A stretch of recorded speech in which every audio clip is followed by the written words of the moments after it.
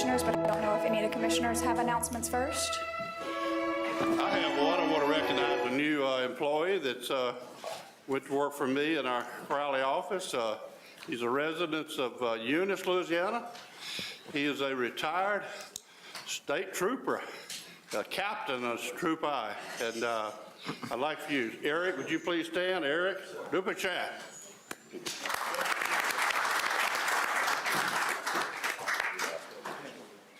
And Chair recognizes Eric Scametta. I'd like to... I don't think your mic is on. Microphone, sorry. Please. Okay, hold on. Got it? Okay, great. And I'd like to take the opportunity to welcome our new commissioner, Devontae Lewis, congratulate him on a decisive victory, and welcome him to the Public Service Commission. I think he's going to find it an interesting experience as he moves into sort of a different element of government that he's probably not used to, but I'm sure he'll find it an experience that he will come to know and he will come to love. So please join me in welcoming Commissioner Lewis.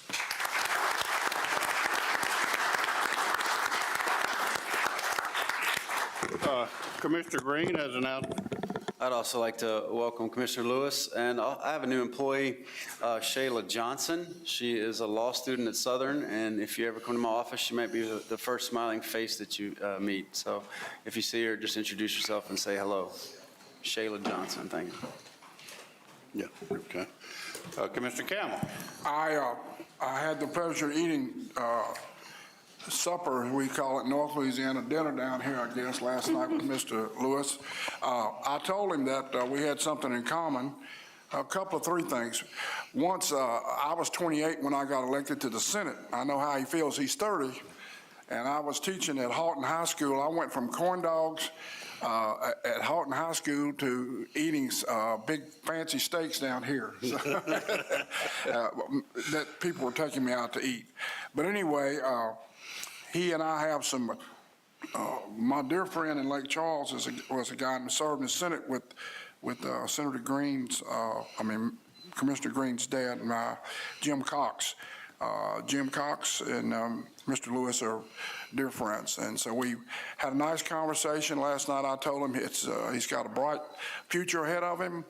Politics or public service is the best thing young people can get into. You can help a lot of people, and you get an education that no one could get from every issue, from funeral homes to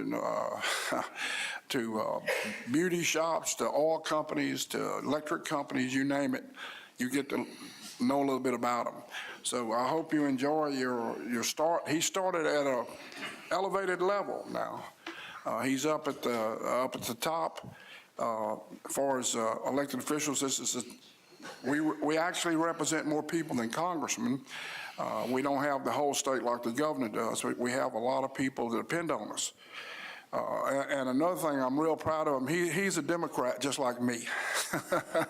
Sort of lonesome up here sometimes.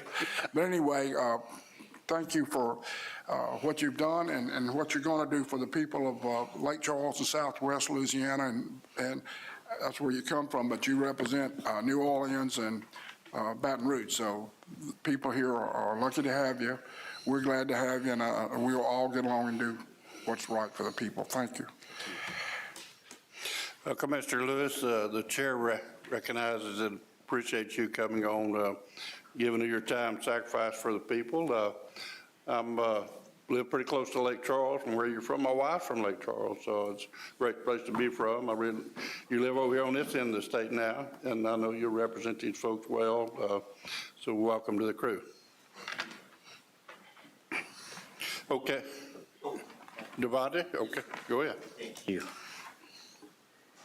Well, first I want to thank all my fellow commissioners for being so hospitable and welcoming me over the past month now. It seems like it's been 3 years since the election, but it's only been about a month. So I want to thank each and every one of you for your phone calls and your guidance and your support. It has meant the world to me, to many of you all who I've been able to meet with in such a short time. I want to thank you for your guidance and your support. For those who I haven't been able to return an email or a text to, I promise you I will get back to you. And I want to thank you, but most importantly, I want to thank the people of the 3rd District. This was an election where we really centered people. And I just want to start this first meeting by recognizing that will always be my focus. I'm looking here in the audience today, and I am honored to see so many of you, but what saddens me is I do not see regular people. They're not here in this commission meeting right now, and this is what we need to do. When I think about the term Public Service Commission, it is a commission that should serve the public. And that will always be my guiding principle, my systematic approach to reviewing every issue in front of me, and recognizing this. Over this past month, I've met people today, the janitor in the hallway, people at the grocery store who are struggling in this state. We're the most impoverished state in the nation. And the work that we do here is incredibly important to ensure that their voices are uplifted and that the system is working for them and not just for a select few. And so I am honored and humbled by the trust that they have put into me, and I look forward to working with all of you to do the great work of the people of Louisiana. And I want to once again thank you for welcoming me today. Thank you, Mr. Lewis. Announcements? We do have 2 staff announcements, one from Ms. Pendergrass and one from Ms. Burrell. Yes, the PSC has a new audit staff member. We'd like to welcome Mr. Dylan McGee. Dylan. All right.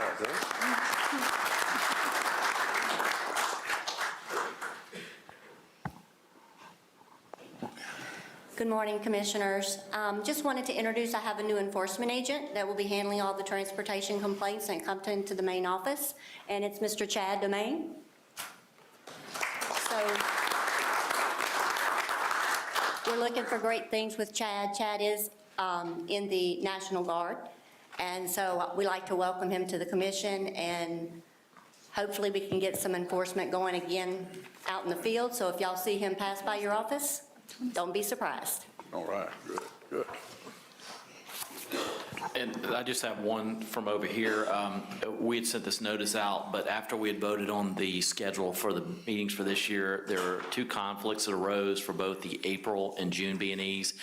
The proposed dates, and we set these all out, but just to put them on everybody's radar, is to move the April meeting to April 26th and move the June meeting to June 14th.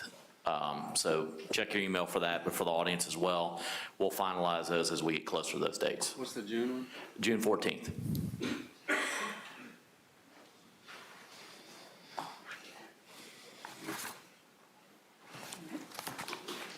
Any more announcements? No, sir. That's all from staff. Okay, we're moving on to exhibit number 2.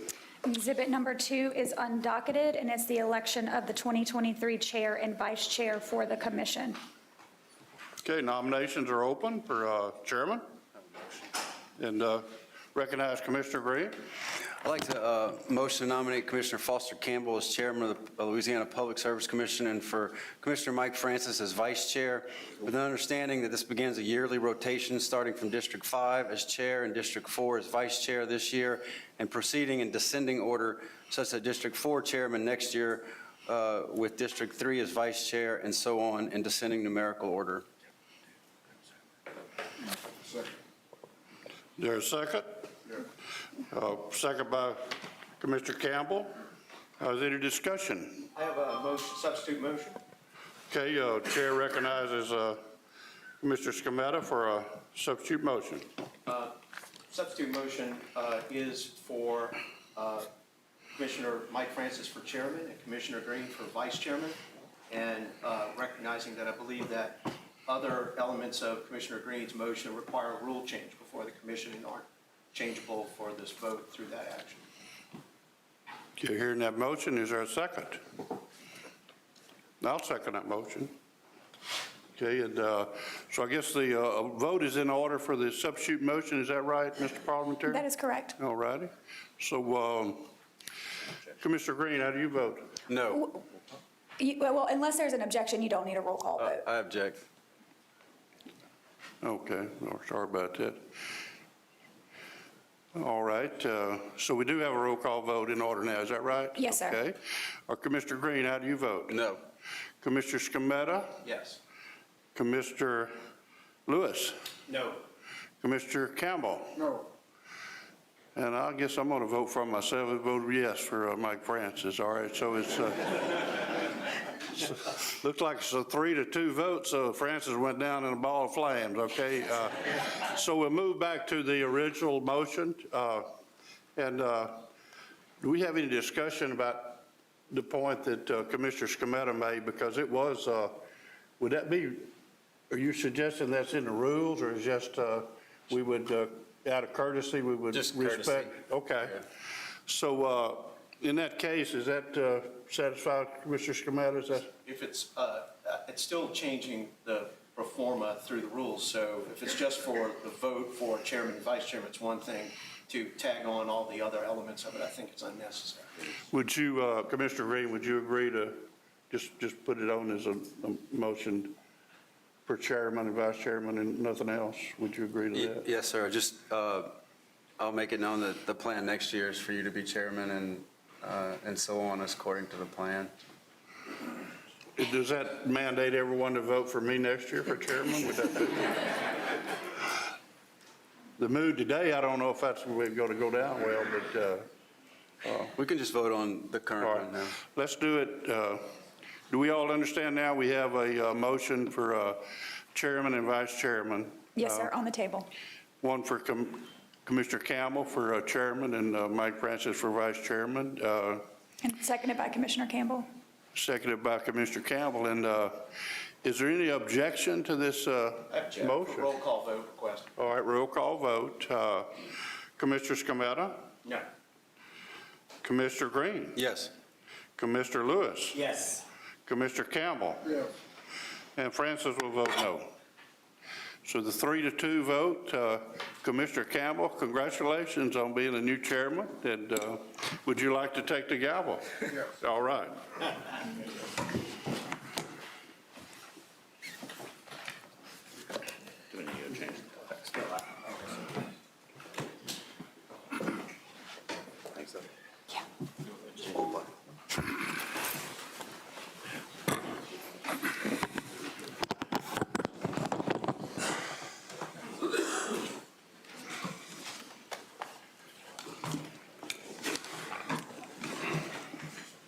This is your, Yes, thank you. first of all, thank you for the folks that voted for me. The ones that didn't, you made a hell of a mistake. But you'll live over it, you'll live over it. Listen, what Mr. Green tried to do, I think we ought to do, but we can talk about that some other time. I've been here longer than anybody. And I was chairman one time in 20 years. And that's okay, that's behind me. You know, I don't want to bring it up because you fall in another hole if you bring up things from the past. But we ought to go back, when I got here, they passed the chairmanship around. I remember Irma Dixon was on the commission and they never would make her chairman for whatever reason. And I got on, we voted for Irma. She did a fine job. And it just makes sense. We're 5 people. Everybody ought to have a chance to be chairman. That's just makes good common sense. And we ought to try to work together. And look, I know I've been very outspoken on a lot of issues. I'm compassionate about a lot of issues. But we have to try to get along. Like Mr. Lewis said a while ago, it's a lot of people depending on us. We're state, either we're at the bottom or we're a little bit ahead of Mississippi or we're behind Mississippi on a lot of issues. This affects everybody's pocketbook every day. And so I want to do my best to get along with everybody and let everybody have, anybody wants to say anything, just let me know. You have your time to say anything. We'll try to get along and do the people's work. Thank you. Let's get along with number 3, I guess, huh? Exhibit number 3 is undocketed and is the election of the 2023 ERSC representative. And so we'll entertain a motion or a nomination. Go ahead. Mr. Lewis. You may- I nominate Commissioner Green. I'll second it. You have a nomination for Mr. Green. Is there any other nominations? Hearing none, it's passed. Ex- Actually, opposition. from- Yeah, we asked if there's any opposition first. Okay. Is there any opposition? Yes. Okay. Second time. There's opposition. Is there, we want to vote on this, right? Yes, sir. Yes, we have to do a roll call vote. You want to call the roll? There's one. Mr. Scametta, is opposed? Anybody else opposed for the record? Okay, yeah, we can go down those. And Commissioner, make sure the microphones are on, please. We're having trouble hearing on the transcript. Adjusted. Okay. No, it's not. Can you turn on the mics, Chairman? Turn on Commissioner's mics? Yeah, I can if I could. Now, it's been a long time, so go easy, okay? That's right. That's not a last one. This, you got Bossier there. Okay, let's try. Commissioner Scametta, is your mic on? It is All now. right, Commissioner Scametta, your vote? No. Commissioner Green? Yes. Could you read the motion again, please? Absolutely. There was a motion by Commissioner Lewis to to nominate Commissioner Green to the ERSC representative for 2023, seconded by Chairman Campbell. There was opposition by Commissioner Scarmetta, so we're doing the roll call vote. And so Commissioner Scarmetta's vote is no. Commissioner Green? Yes. Commissioner Francis? No. And Commissioner Lewis? Yes. And then Chairman, how do you vote? Yes.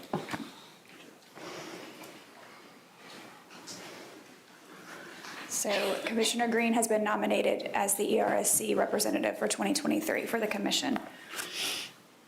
If we move on to exhibit number 4, it's also undocketed. It's the election of the OMS representative for 2023, and we will entertain any nominations for that. Mr. Chairman, I have a motion. Mr. Francis, go ahead. Make sure his mic is on, please. Francis makes a motion to nominate Commissioner Scarmetta for OMS. Object. Well, is there a second first before an objection? You object? Well, there's no second yet. I'm trying to get a second on another issue here. You're I'm not doing not it. having a good track record on I'll that. second it just to get the vote. We'll try again. Okay, Commissioner Scarmetta seconds. Okay. Object. Commissioner Green objects, so roll call vote again. We'll start on this side this time. Commissioner Lewis, how do you vote on Commissioner Scarmetta being OMS representative for 2023? Commissioner Francis? No. I'm sorry, yes, I'm done. You should go. Commissioner Green? No. Commissioner Scarmetta? Yes. Chairman Campbell? No. So that motion fails. Is there another nomination? Mr. Chairman, Yes. I make a motion to nominate Commissioner Green to OMS. I'll second it. Objection. And I would like to also just make a quick statement on the objection. It's just that, one of the obligations we take on participating in the OMS and the ERSC is actually attending the meetings. I think Commissioner Francis and I had a discussion about this. And, it's not something to delegate. And I would like to, we have not had a lot of attendance by the commissioners that, who are elected to these positions. I myself dedicate myself in service when I was on these positions to go to as many meetings as humanly possible. So I don't think it's something to take lightly when you are nominated and voting on to go to something and just not go and delegate this to a staffer along with every other duty. So I think that's a real problem for me, and that's why I'm going to vote no. So my vote is no. Thank you, Commissioner Green. Yes. Commissioner Francis? No. Commissioner Lewis? Yes. Chair? Yes. So Commissioner Green has been nominated and elected for the OMS representative for 2023. We will move on to exhibit number 5, which is also undocketed, and is the election of the SPP 2023 representative, and we'll entertain a nomination. Nominate Commissioner Francis. Second. Nomination by Commissioner Scarmetta, seconded by Commissioner Green. Any oppositions? Hearing none. That's the fastest second I've ever gotten. Thank you, and I'll continue to serve with honor the SPP with the help of Lane and, Yeah. Chairman, can you turn on Commissioner Francis's mic, please? You got all these things, is that you now, Mr. Francis? Is your, say what? Is your mic on now, Is your Commissioner mic on? Francis? No. I think they were probably labeled based on the seating arrangement before, so. I know, why don't you, We'll have them fixed for next time, but if we can leave them all hot, if y'all just know they're hot, if you just want to leave them all on, just be Okay. cognizant of that. is everybody? Better. Yeah. Fine on that? No, sir, it's Yeah, not. okay, go ahead. Thank you. I think Commissioner Francis, try it again? Okay, can you hear me now? No. They can probably hear me out there. I'll say, But it's, The court reporter needs to hear you, Chief. it needs to, yeah, be recording.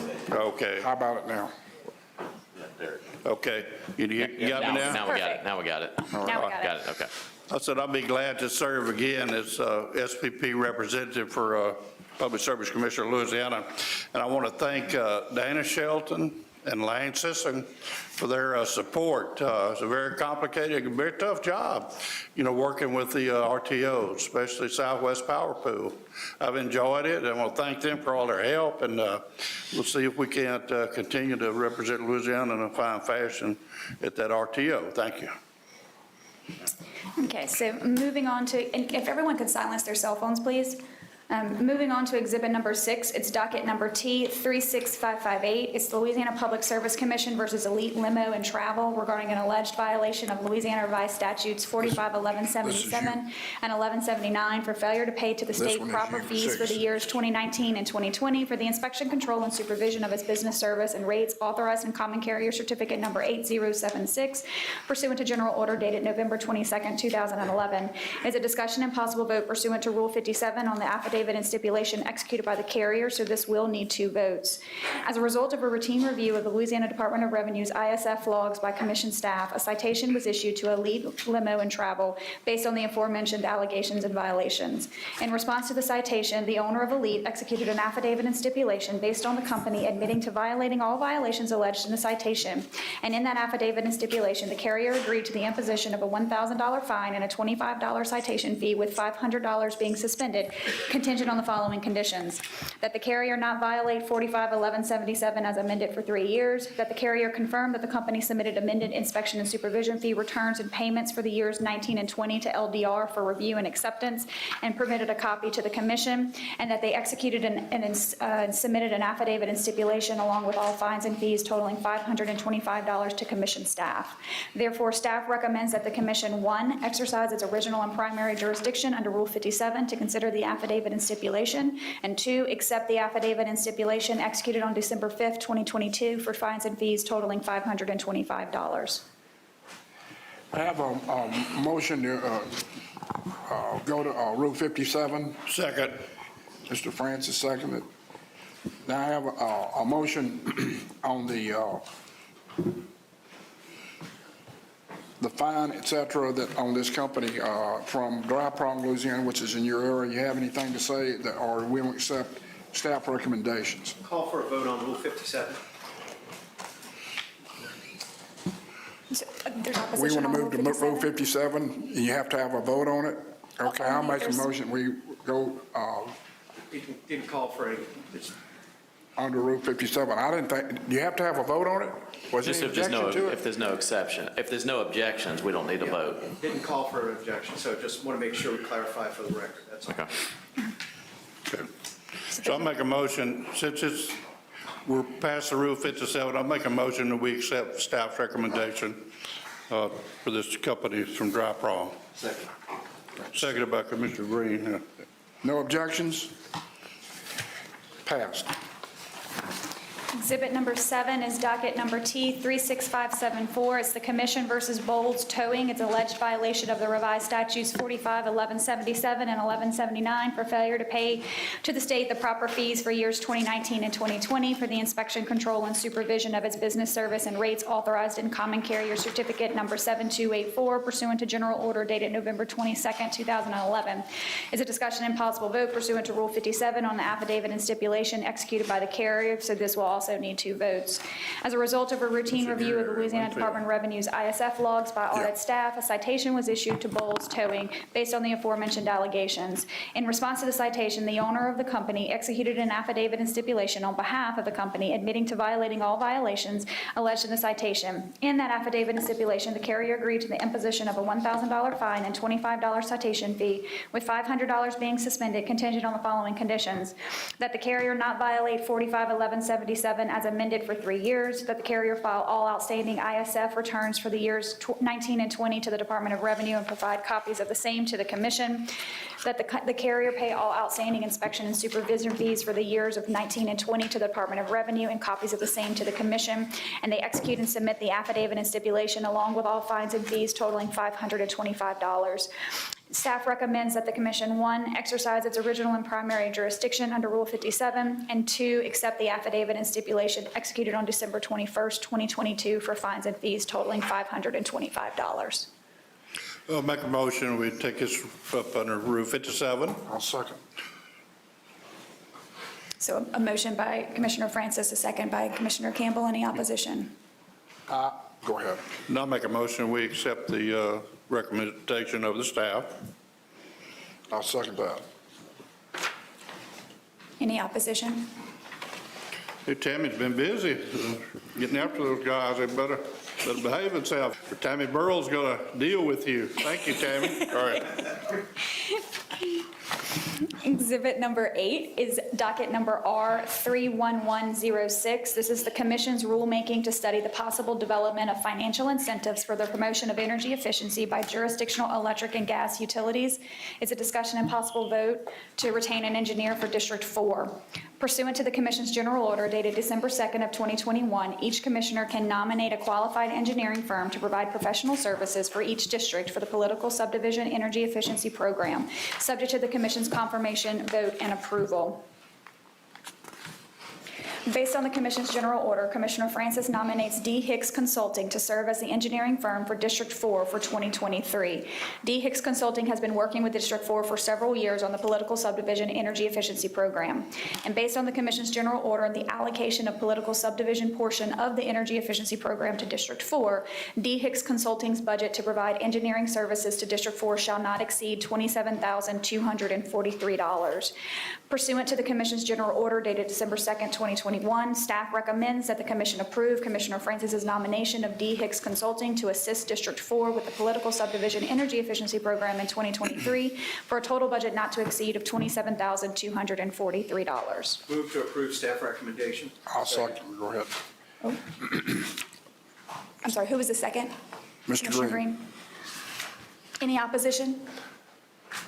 Hearing none. I might add that Mr. Hicks has done us a good job, and I recommend his services to anyone else who might need help with the energy efficiency program. We have a few on the supplemental agenda that. Could I ask a question? Yes, sir. As far as these programs, has everybody used up the money, or do y'all know how that's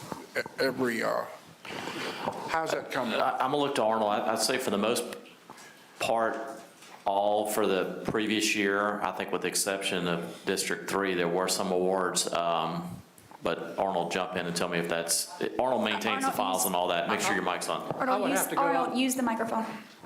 I would have to go up and check it out and let you know, Commissioner, but I don't think anybody has obviously gone over the limit. So I'll be glad to forward that information over to your office. Yeah, I'm just wondering if everybody has used it, Yes, sir. Say again? have used all of the money available, or some of it around hadn't been used is what I was Yes, sir. wondering. Well, I'll have to check to be specific. I don't know the specific numbers. Okay. Well, it's a good program. You can help a lot of folks with it.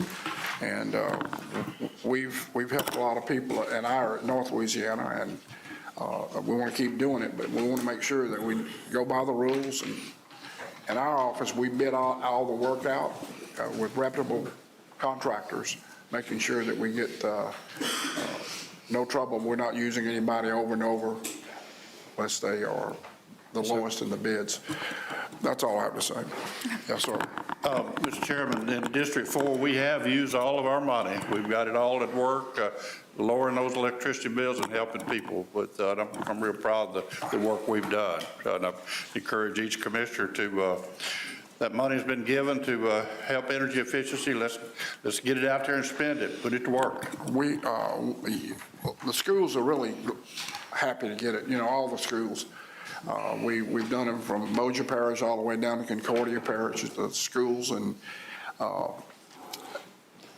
helping all these rural schools reduce their electric bills. They really appreciate it. It's a big difference in the cost. So it's working well. I just want to make sure that everybody, I'm not telling you what to do, but make sure that the money is available, that we do put it to work, because there's people that really like to have it. Mr. Chairman, District 1's all been dispersed, and same thing, it's mostly schools, playgrounds, things like that to reduce government costs and also improve quality for the region, so.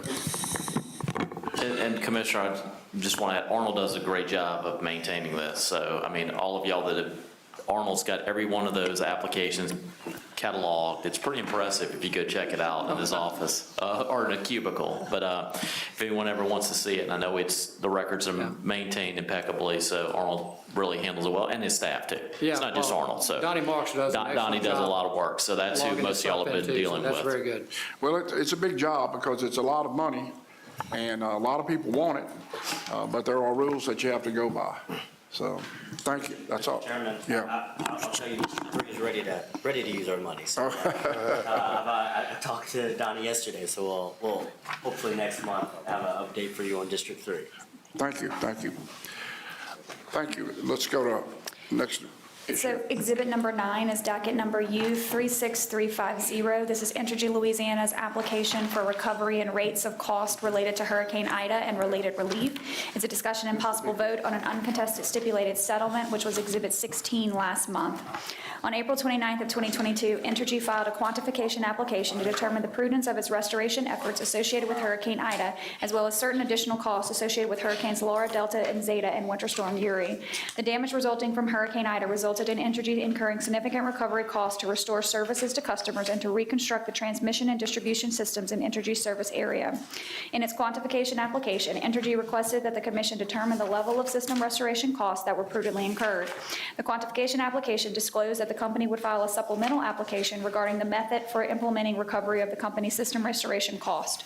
Notice of the company's quantification application was published in the Commission's official bulletin, with the Louisiana Energy Users Group, Marathon Petroleum Company, and Walmart intervening. On June 20th of 2022, Entergy filed its financing application, wherein Entergy sought the Commission's approval and authorization for the LERC to finance the storm restoration cost authorized for recovery, related carrying costs, and financing costs through the issuance of system restoration bonds. Entergy also filed its ancillary application on June 20th of 2022, wherein Entergy requested that the Commission approve tariffs for the company to implement ancillary rate adjustments or offsets relating to elements other than those addressed in the financing application. Following discovery on the applications and accompanying testimony, Entergy, Commission staff, the LERC, Marathon, Lug, and Walmart reached an agreement and executed an uncontested stipulated settlement, which was filed into the record on December 12th of 2022. A stipulation hearing occurred on January 4th of 2023. The major terms of the settlement are as follows. Storm restoration expenditures totaling $2,575,201,833 that were presented in the company's application are reasonable and prudent and eligible for recovery from Entergy's customers. Entergy's carrying costs through December 31st of 2022 of $59.2 million is reasonable and eligible for recovery from customers. Additional carrying cost of $200,000 per month starting January 1st of 2023 is eligible for recovery from customers until permanent financing under Act 293 occurs. The allocation methodology presented by the company and most recently approved by the Commission in order numbers U35991 and U35991A is agreed to be reasonable and applied to the stipulated settlement, and the parties recommend that the Commission approve Riders Finance Storm Cost 5 and Storm Cost Offset 5. As there are no unresolved issues, staff recommends that the Commission approve the issuance of a quantification order, a financing order, and an ancillary order consistent with the terms of the uncontested stipulated settlement filed into the record on December 12th of 2022. And I believe I have a motion on behalf of Commissioner Green that I will read into the record. Commissioner Green. I move to approve the uncontested stipulated settlement subject to 2 modifications. These modifications do not alter Entergy's ability to fully recover its prudently incurred storm cost. These 2 specific modifications enhance the current settlement by reducing the securitized amount by $180 million by accelerating the recognition of certain tax-related benefits, i.e. securitizing net of storm-related accumulated deferred income taxes. This modification also reduces the initial year's monthly storm charge paid by an Entergy Louisiana customer by approximately 10%. The first modification is to replace the first sentence of paragraph 6 of the uncontested stipulated settlement with the following. The commission enter a financing order in the amount of $1,491,483,000 with terms substantially similar to that contained on attachment 1, including issuance costs that reflect a debt service reserve subaccount of 1.5%. The second modification is to delete paragraph 8, attachment 4, and all other references to ADIT in the uncontested stipulated settlement in recognition that the present value of the future tax benefits have been applied to reduce the amount to be securitized, which is to securitize the prudently incurred storm costs net of the present value of storm-related ADIT. This method locks in the value of the ADIT for customers and requires Entergy to manage the risk regarding future changes that would affect the value of the ADIT. Further, staff will draft quantification, financing, and ancillary orders consistent with the uncontested stipulated settlement as modified by this motion. And I believe all parties, in speaking with staff, that all parties and interveners are amenable to the two modifications related to the uncontested stipulated settlement. Mr. Green, Yeah, ultimately, as we said last month. I'm sorry, yeah, Mike. you're on. No, I need to be on. As we said last month, we know that securitization is the most affordable pathway for reimbursement after the hurricanes. And I do have concerns about how our electric grid is maintained. I know that our presently ongoing infrastructure dockets will address those concerns, and we really need everyone in this room's maximum contribution to that. And I'm proud that this commission was able to negotiate a settlement that reduces the amount Entergy is securitizing by $180 million. Ultimately, this provides certainty through upfront guaranteed savings for customers and reducing the overall amount paid by customers, and it's getting Entergy to get a little dirt on their jersey. So this is good news for all. Mr. Chairman, you've got one comment. Mr. Commander, Make sure his mic is on, please. I don't know which one it is. That's that one. That's it, yeah. Unfortunately, sort of this delay in, we take this action from the December meeting now, we missed the Federal Reserve rate increase, which actually increased the overall rate impact on ratepayers by about near $50 million. Sort of this offset on burden shift on the tax issue is really about $130 million. And unfortunately, this was largely unnecessary. And, I'm not going to, go through the extensive discussion from December. It's in the record. We recognize that there are obligations that exist on both sides of this equation. The obligation to provide for the ratepayers quality of service, the obligation of the commission to ensure that these quality of service is paid for and these debts are done. So what I am mostly sorry is that the delay increased the rate of cost on this money needlessly. And, if you go and read the Bank of America reports, it's just a sad thing. But we move forward and we work towards a better solution in the future. So thank you.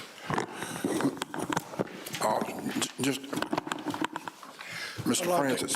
I'd like to ask Entergy to come up, Mark Lehammer, and Mr. Patrick, our attorney Patrick, who worked with the staff on this. And Mr. Border, when y'all get through. And just to make clear, do we have a second yet? We do not. I have a motion. Yeah, we had the motion is read. Has anybody seconded it yet, the motion?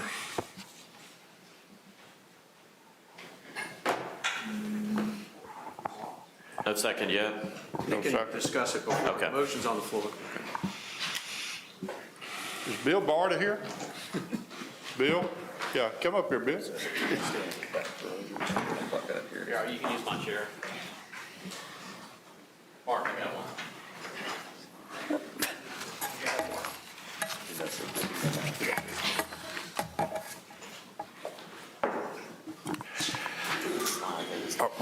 Before we start, I'd like to address this to you. You. Okay, my good friend, you too. Do I go first or you go? Yeah, oh, you go ahead. All Go right, ahead. okay. Well, it might, Mr. Barta and Mr. Patrick, y'all were hired by the staff to work on this project and give your opinion, right? Yes, sir. Okay. Mr. Patrick, were you aware of this, for how we could negotiate and get a better price for the customer, so to speak? Were you aware of that at last meeting? Of this recommendation that Commissioner Green's proposing? I did not know the specifics of the proposal, no. I think all of that came about after the meeting. Well, you did say at the last meeting, it was possible for there to be some way that the Entergy proposal could be reduced, didn't you? Yes, sir. Okay, all right. That's all I want to know. And Mr. Barta, you work with the staff to recommend that we approve that settlement at the last meeting, didn't you? That's correct, Commissioner. Okay, all right. All right. For my question for Entergy is, why didn't you do that last 30 days ago? Yeah. Whose idea was this? Was this Entergy's idea to do the tax ploy here to save the customers money? Yeah, Commissioner, after discussions with numerous commissioners about concerns that were raised at the last meeting, we looked at other options for reducing the amount to be securitized. The method that is essentially net of taxes is one that has been used before. In fact, it's been used in Texas in their recent securitization. So it will result in Entergy taking and managing the tax benefits associated with it. So the net of this. Wait, hold on just a minute. Let me wait till we all hear all this. Okay. All right, go ahead. So saying the net of this is we are accelerating the tax benefits and recognizing those for the customers up front, which results in about $180 million reduction in the amount to be securitized. That also means that Entergy will manage the risk associated with actually receiving the benefits of those taxes. Those taxes would have flowed through over a 23-year period, and so that will be upon us to manage. But the upfront benefits of this will flow to customers immediately through the securitization. Well, I think we're all in agreement to approve this today. My question is, why wasn't this suggested to us, 30 days ago? The interest on this money is horrific every day. And besides that, Entergy has been downgraded by some banking institutions because we didn't approve it 30 days ago. So that's one of my problems. And we had a recommendation from our staff, from these two fine fellows here, that to approve the securitization, 30 days ago. So I'm disappointed that we're amending it. This had to have come from your company at your suggestion. I understand that. That's great, I just disappointed at all the interest we've had to pay. I'm disappointed that one of our electricity suppliers in Louisiana has been downgraded in the New York market. So that's all I have to say. Mr. Chairman, I got a quick question for staff. Mr. Scamato. I guess, Brandon, you can answer this or you can float it to whoever it is. It's not that I don't trust Entergy on tax things, because I really don't in any way, shape, or form, because, no offense, I think we just won $600 million on a tax case. But is this tax position that they are floating, and how we're going to do this, is it subject to review by later on in case there is some, let's just say, element that's not correct under the law that needs to be looked at back to the relevant favor of the ratepayer? I'm going to defer to Mr. Bart on this, but I know when the issue was brought to our attention, we wanted to make sure we ran it by Bill to make sure it checked off the boxes. So Bill, you can elaborate on that. Hey, Commissioner, so the plan is to take the tax benefits that are projected to be out there over that 23. I understand the process. My question is, do we have the ability to, keep watch over this to make sure that it is exactly what it's supposed to be. Because my understanding of this is a 23-year plan for Entergy to take the responsibility over the tax element, give the ratepayers the benefit of the tax element up front, right? That's correct. But the accuracy of that, subject to, and through my discussions with it, is the anticipation that the tax rates won't change. And there won't be any, large differential in the tax base as we move forward. Want to jump in? But if there is something subject to, Entergy is going to take responsibility for that, right? That is correct. Okay. So we're just making sure that there are no, let's just say, giant gaping holes in this settlement that would come back to bite the ratepayers. No, Energy, like I said, is going to manage the responsibility. What they're assuming is the risk. So it's subject to credit and refund? Going to be, yeah. So in the case, like for instance, if there's a increase in income taxes, they go up to 28% again, Energy can't come and say, oh, those, projected tax benefits, they've decreased, so we're going to stick that to the ratepayer in the formula rate plan. That can't happen. They assume the risk for that. It's like, if that would happen, it'd be like a $110 million hit over the course of the 23 years they would take for that. Right, I just want to make sure, so this isn't something that can be designated as subject to credit and refund as much as it is subject to reanalysis of the Tax Act? Yes. Okay, and I guess this staff will have to monitor that. Yes, and on that point, and I was just verifying with staff, since this is being pulled out of securitization, we would obviously have the opportunity to review it in every rate proceeding, whether it be formula rate plan or rate case. So we would maintain that authority as well to look at it in that setting. Okay, that answers my question. Thank you. Mr. Bartlett, could I ask you this? This is a change from what you studied and approved. This is it adds on to the deal that you were hired to discuss. So are you in agreement with this today? Yes, I think there was a concern of the commission that Energy have, for lack of a better term that I've heard, is skin in the game, and this puts some element of risk to Energy with that $180 million. The most sensitive part, there's 3 tax buckets. The most sensitive part is whether they can absorb their net operating losses as quickly as they believe. And if they can't, there's risk to them on that. So, was there risk with like the IRS? Is that where their risk is?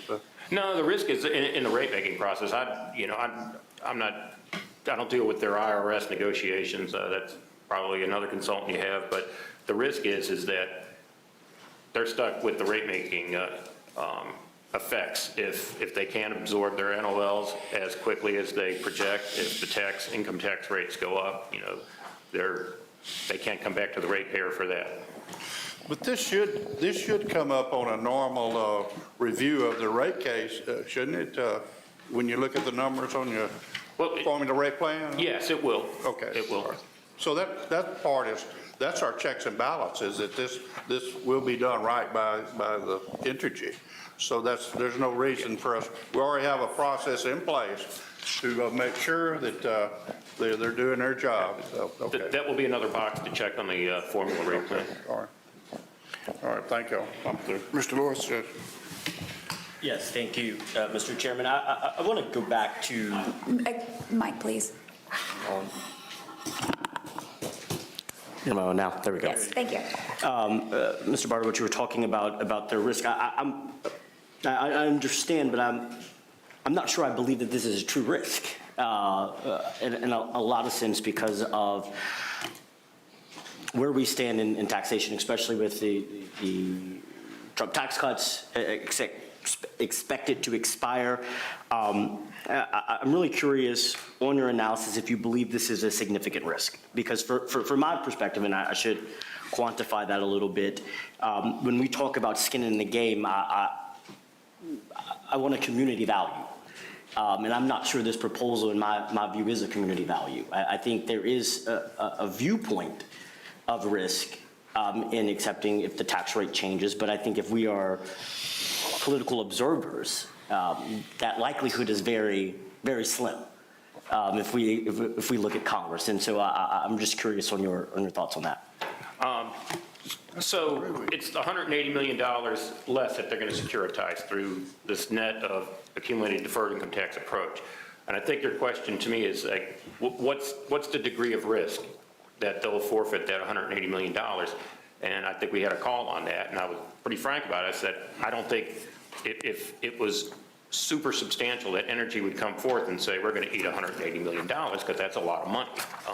I think the approach from Commissioner Green is that he wanted to have Energy assume some risk of this. To the degree of risk that you're speaking of, I don't know.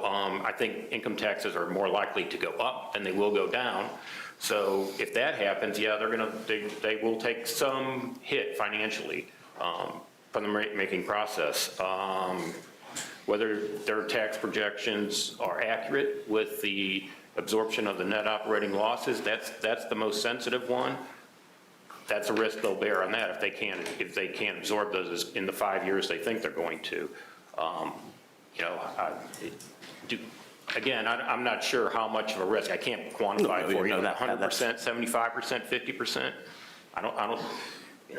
And I would, if you have anything to add, Mr. Mayor, on that point. Look, we do recognize it requires us to manage those risks, and those risks are upon us to achieve those tax benefits. We think it's a fair balance and provides a reduction, a significant reduction in the upfront amount to be securitized. Mr. Green? Mr. Barr, can you comment on the change in rates from December to now and the impact that has on this? The change in interest rates for securitization, I think Mr. Gooding would probably be in a better. I think let's get Mark up on that one. Yeah.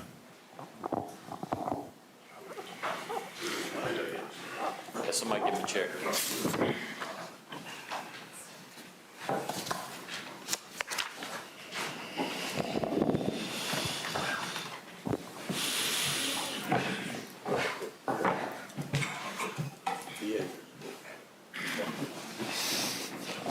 Hello, gentlemen.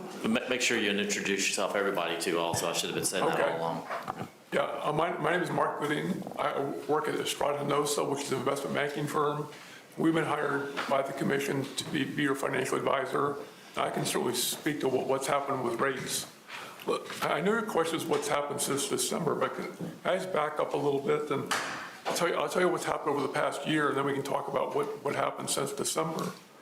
I mean, basically over the past year, as you know, there's been a series of Federal Reserve rate increases, and that's driven rates quite a bit higher on all kinds of financings. Your two-year Treasury went up over 300 basis points, which is 3% over the past year. The 5-year Treasury is up 268 basis points. 10-year Treasury up 231. And the 30-year Treasury approximately 200 basis points higher. So we had a big run up last year. Now since January, there's been a reversal, and rates are starting to fall at least a little bit. So rates have fallen in round numbers 20 to 25 basis points over the first 2 weeks of January. So they ran up a lot, and now they're falling back a little bit, but no one really knows. So waiting a month didn't cost millions of dollars? I would say no. Okay, thank you. And I would just add, we certainly hope that that's the case, but it's not done today. It's 6 to 8 weeks from now is when the truth will be known. That's exactly right. There's certainly more interest rate risk. Anybody have any other questions? I got something to say, if I could. A little bit personal. It won't be too much. The last meeting we had, we were right in the middle of this discussion, and it was very, very discussed, very up and down here, very hot. I'm a little troubled with you, Mark, and Philip, trying to pass that after I left the room. And you openly tried to pass it. I think that was a cheap shot. I thought more of you than doing that. And you know how much I was involved in it. I left the room because I asked Chairman Bossier, I told him that I was going to North Louisiana. He said, fine, I got it. And then you tried to pass this when I left. Man, do y'all have any honor at all? How do you do that? How do you try to pass something when the guy was so big involved? How do you do that when I walk out of the room, then you try to get 2 votes? It mean that much to you? Commissioner Campbell, I will take responsibility for that. I apologize for that. Answer me, how do you do that? How do I do that is I sit here and I see the risk associated with interest rate changes. As I mentioned, the hope is that the folks who are marketing these bonds can strike when appropriate.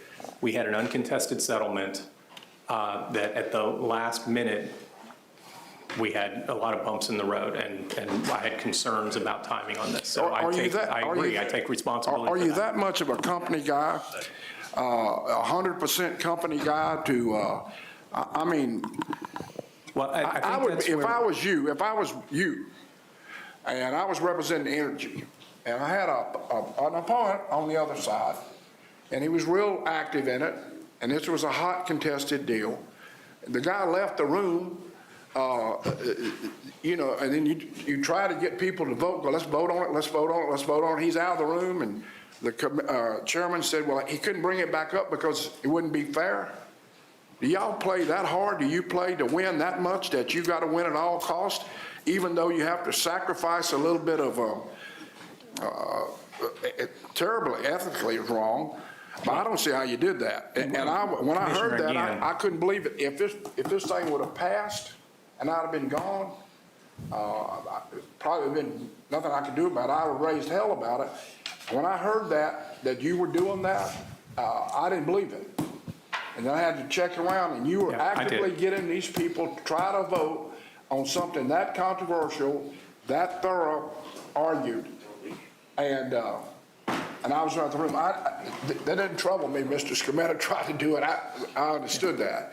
But I didn't think that you, as representing energy, would go to that extreme when somebody leaves the room and the chairman told you that, and you kept on trying. I'm troubled by that, Mark. When y'all come see me, I do everything I can to facilitate, be nice, and this, and that, and the other. You knew I wasn't for this. I hadn't changed my mind, but I just can't believe that your company, that you represent, this huge company that has a million people in Louisiana, that you want to win at all risk. And you can sit up here and tell me, well, you were worried about the market, and you didn't want those people to pay any more. But when we asked you to let them pay, and you wasn't for that. When your head guy came down here, I asked him, would he give 10 cents? He said, no, I'm not giving a dime. That's the message that you gave me. We ain't giving anything. And there's a lot of folks, this goes to y'all out there in the audience too. All Commissioner Green and heard, and I heard, was there's no way this can happen. You can't do it. You were shaking your head. I talked to you about it after Mr. Barter. When Mr. Scametta was giving his speech, you were shaking your head. Yes, yes, yes, yes. That's right. Yes, yes, yes. You're our consultant. Yes, yes, yes, yes. You got to do this. And Mr. Scametta gave you a big speech in which he believes in about how terrible it was. And I'll be damned, I leave the room and I'll say, well, Foster's gone. He's gone. Let's pass it now. Man, that's bad manners. Commissioner, look, I accept everything you're saying. I accept responsibility for it. I apologize for doing so. I never stopped pushing to get approval of an uncontested settlement that had benefits for both customers. There are two pieces of investors here. It's not just the equity investors, it's the debt investors. And when you're looking at the financial health of the company, time mattered. So I apologize. I got it, Mark. I just thought y'all would have, you knew better than that. That troubled me that when people called me and said, y'all tried to pass it when I was gone, Lambert Bossier, to his credit, wouldn't bring it back up. He didn't bring it back up because out of respect to me, I said, look, Lambert, I'm going home. I'm going to North Louisiana. Fine, I got it. And y'all kept pushing him and kept pushing him and kept pushing him, and he didn't do it. Now, y'all not agreeing to this because you're good folks. You're agreeing to it because it's been jammed. You're not automatically offering this new solution because y'all are good folks. You're doing it to save the situation. So, I mean, I don't know. Maybe I'm just old-fashioned or out of date or whatever. I just when I give people my word or something, I try to live up to it. And I thought it made your company look bad. Made them look greedy. So I don't know. I don't. That's just my opinion. And a lot of the people out here in the audience, all of y'all told us there's no way to do it. There's no way to do it. Like it. This is it. You got to go ahead with it. Well, I'll be damned. A little arguing here and there and a little fighting back and forth, and they got a little reason today to save a little money. But all of y'all told me that. Only not one person told me there is a way to reduce this. Not one soul out there. Patrick did. Well, he said there wasn't any rule to keep you from doing it. That's what he said. He didn't say how to do it. But anyway, it's troubling. Mr. Lewis made a statement today that reminds me a whole lot of what I said when I was 28, when I came here. How many people in here work for utility companies? And everybody stood up. So how many people work for average, just the folks? It wasn't anybody standing up. All of y'all, most of y'all work for companies. That's not our job. We work for people. And it was troubling last time to see that you would get this big rate increase and there was nothing you could do about it. Oh, it was nothing. I asked some prominent lawyers, nothing you can do about it. They're going to go to court. They're going to get it. There's nothing you can do about it. Well, lo and behold, y'all are coming today with a compromise that y'all going to eat some of it. That's all a little, 1 month of arguing, 100, how many million? 180. $180 million. 1 month we argued a little bit with you. Now you cut it down to $180 million. So you know, that's all I got to say. Mr. Green has a motion on the floor. Yeah. Can I have staff walk through the mechanism of this motion again? There's a lot of constituents watching who are very concerned about this and want to understand it, and I want to do them a service by ensuring that we are providing that information to them in a succinct way. So if it's possible to explain the change for the public that is watching at home about this mechanism. I will try to keep it as simple as possible.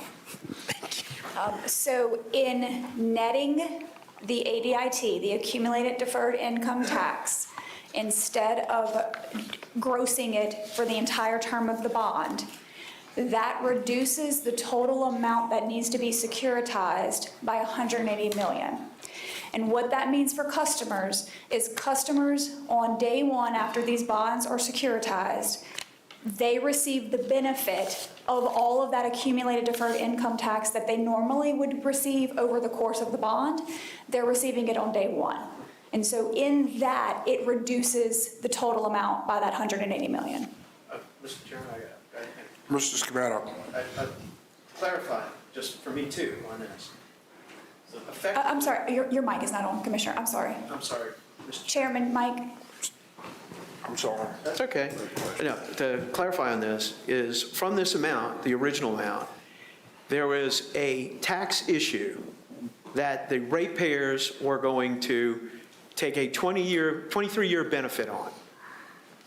Now, Entergy will take the 23-year benefit and will advance or deduct and create the 23 or the immediate benefit to the ratepayer versus the ratepayers waiting 23 years. Is that correct?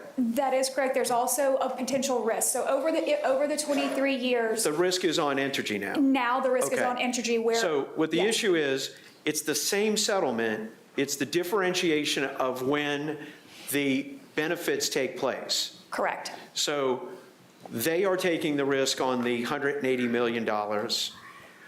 The ratepayers are getting the benefit of it now. And we still lost interest on the Fed shift in December of about $47 million, is my understanding. So from there. So that's kind of where we are now, right?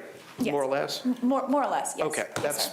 I think that kind of explains it is we shifted risk, got immediate value, and Entergy will get that value, but they're going to take 23 years to get it. Okay. And there is one other potential benefit to this as well, and I'm somewhat reluctant to say this, but I don't think anybody will kill me if I do. There's been an issue of a stress test and the total amount being securitized of a customer's bill, and to avoid that, the rating agencies have let it be known to LARC and to us that you might have to spread out the securitization longer, which I know is not something this commission, and we've argued against. By reducing the amount securitized, it makes it more likely we don't trigger that threshold. Okay. So that's an additional benefit, and that's, is that accurate what I'm saying there? Yes, okay. Yeah, we're not buying furniture, we're paying off a bill. No guarantees that we get the AAA, but. No, but if they're listening, they know what we're looking for. Every little bit. Oh, they every listened little bit last time, helps. they're listening this time, trust me. That does bring some questions for me. I'm sorry, one more, Mike. Mr. Lewis. Thank you.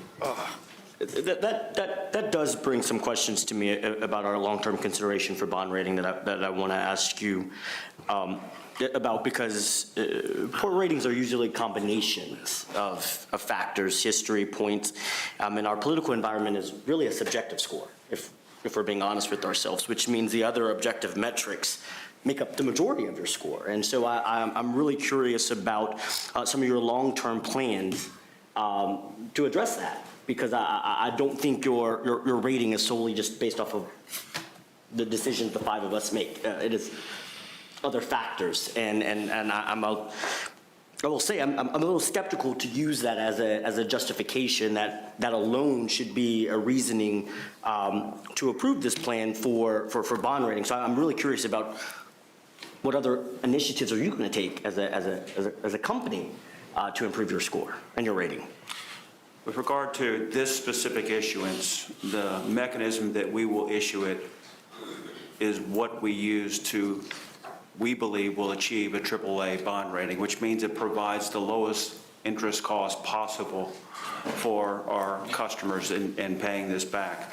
It also places that risk for us to manage over that 23-year period, and so it provides a lower upfront cost and the securitization amount.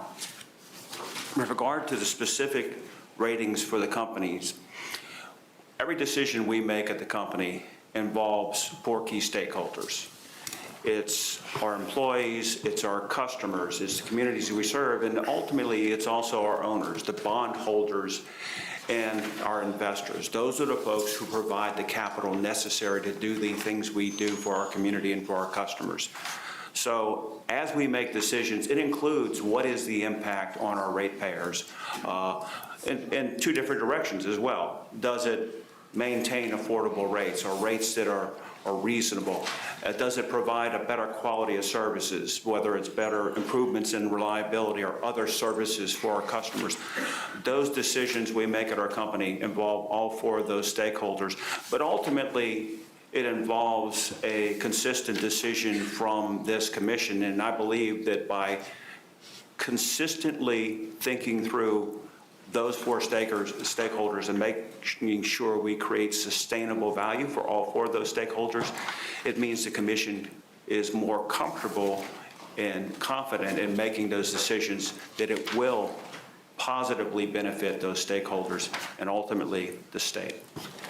Thank you. And I'm going to, this proposal to me, I think underscores some broader concerns that I have about prudency of total storm cost.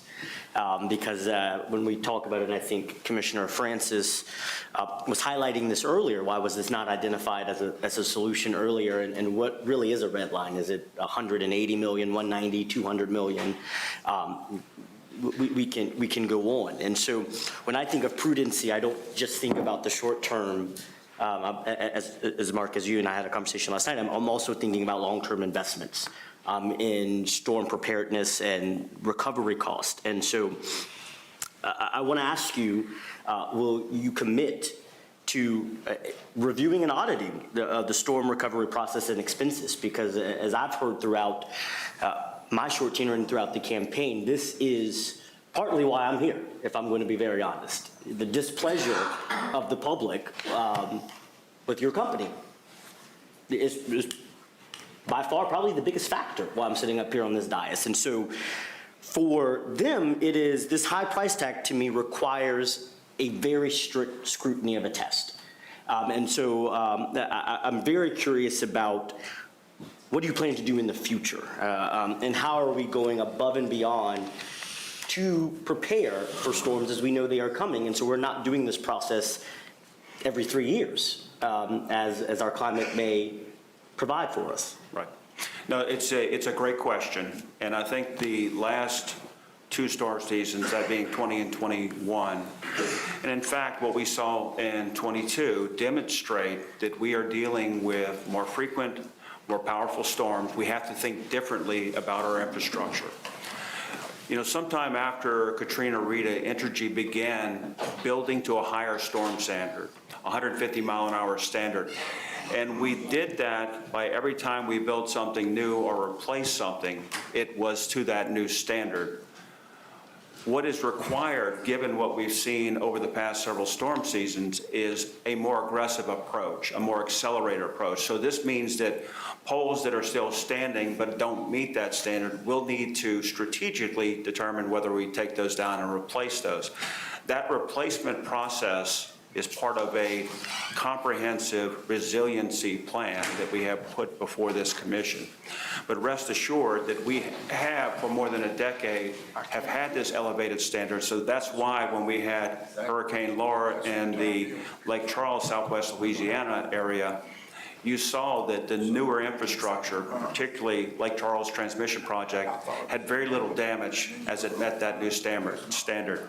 For Hurricane Laura, Southeast Louisiana, the newer transmission lines that ran all the way down to Port Fourchon received very little damage with that new standard. So we know how to build resilient infrastructure. It is a need to accelerate how we're replacing the existing structure with this better infrastructure. And lastly, I'll note that in 2022, we had another Category 4 storm that struck the state of Florida. Florida, after investing for more than a decade in upgrading their system on this accelerated basis instead of a after-the-fact basis, our new structure basis, resulted in them being able to return power much more quickly than they would have had they not accelerated infrastructure. So ultimately, these resiliency plans are about not having the lights go out when we have our major event, because I've heard it said that Mother Nature is the undisputed heavyweight champion of the world. But we can build infrastructure that we can get back on more quickly. So instead of weeks of outages, we will strive to have days of outages. We believe we can build that infrastructure. We think that what happened in Florida demonstrates the viability of that plan, and we're ready to move forward with that plan. And thank you. I want to be very clear. I still think securitization may be a good tool. I'm not arguing against that, but I want to make sure it's used in the most prudent and appropriate manner. Because there are trade-offs. I mean, I think between preventing capital spending for grid hardening and resiliency and the magnitude of your O&M cost to recover. And so these long-term considerations is really where I'm focused on, because I think we need to have an independent review of utility storm response. I think we are in a place, as we've talked about, as we all know, where natural disasters and hurricanes are stronger than ever, and we need to feel confident in addressing storm responses adequately. And we have to protect just the people. I mean, I think, as I mentioned in my opening statement, my district has some of the poorest communities in the state of Louisiana. A $5 change matters to them greatly. And when we are taking consideration, they really want to look at what you are doing proactively. And I appreciate Mark, our call last night about that, about how do we start to build up a stronger reserve so we are not coming to ratepayers for that. And so I really think we have to address the weakness in our infrastructure over the last few decades, but thank you for answering my questions. Thank you. I just got one quick question. Mr. Scamatter. And this is to Entergy. And I know in your long-term goals of looking at your hardening of the infrastructure and what you're planning on doing. One of the things I want you to look at doing is doing it through securitization. So we avoid doing it through building out greater infrastructure element for rate increase. So we can do it through securitization, pay it off to where it's not a buildup of rate increase, ROE increase, an element to get it through it and address this through securitization so we can actually get it paid off and it won't be a super bloom on rate increases for the public down the road. So it's something to, make a note of and start thinking of a different approach to this versus the traditional approach of just, spending money and coming in on a rate case and coming and saying, look what we got now, and now we want to build our rates. So where we can keep the rates where they are, and instead of paying the rate forever, we can get the cost of this done and pay it off in 15 years, whatever, and be done with it. So I'd like y'all to be looking at that. Thank you. Yeah, Commissioner, I appreciate those comments, and we are very keenly interested in working with the commission on every possible avenue on how we finance this. I think that, as I noted, the last several storm seasons demonstrates the need to act aggressively on this. I will note the other important factor is aggressively looking for federal financing for this, and we have done that. We're partnering with some of our communities and other businesses and so forth on how we can access money, and we certainly appreciate the support the commission has had on that.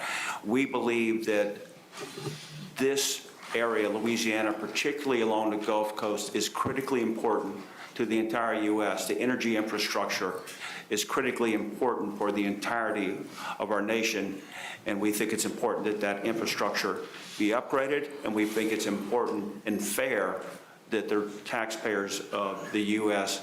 help through that, through grants that we're aggressively seeking. So again, every avenue that we can find that mitigates the amount that customers pay for this important resiliency program, we look for, and we're ready to roll up our sleeves and work with you on that.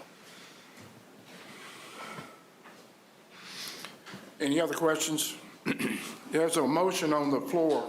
Commissioner, your mic needs to be on as well. I'm sorry. Oh, and we do have one constituent who would like to speak on this issue. Why don't you let them speak first? Yeah, we have a. Yeah, Ms. Dolores Brooks, if you want to come up, and gentlemen, if at least some of you will leave the table so she has room. Happy to do so. Let me ask you a question. Tell the lady to come on up. How much does this, a month, how much is it? No, Ms. Brooks, you can come on up. How much does this cost a month additional? For the whole securitization, 1.6? Yeah.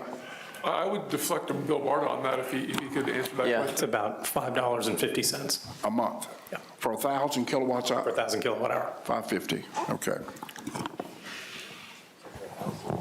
For 1,000 kilowatts. Yeah, Ms. Brooks, you can sit at any of the chairs that are open. Yes, ma'am.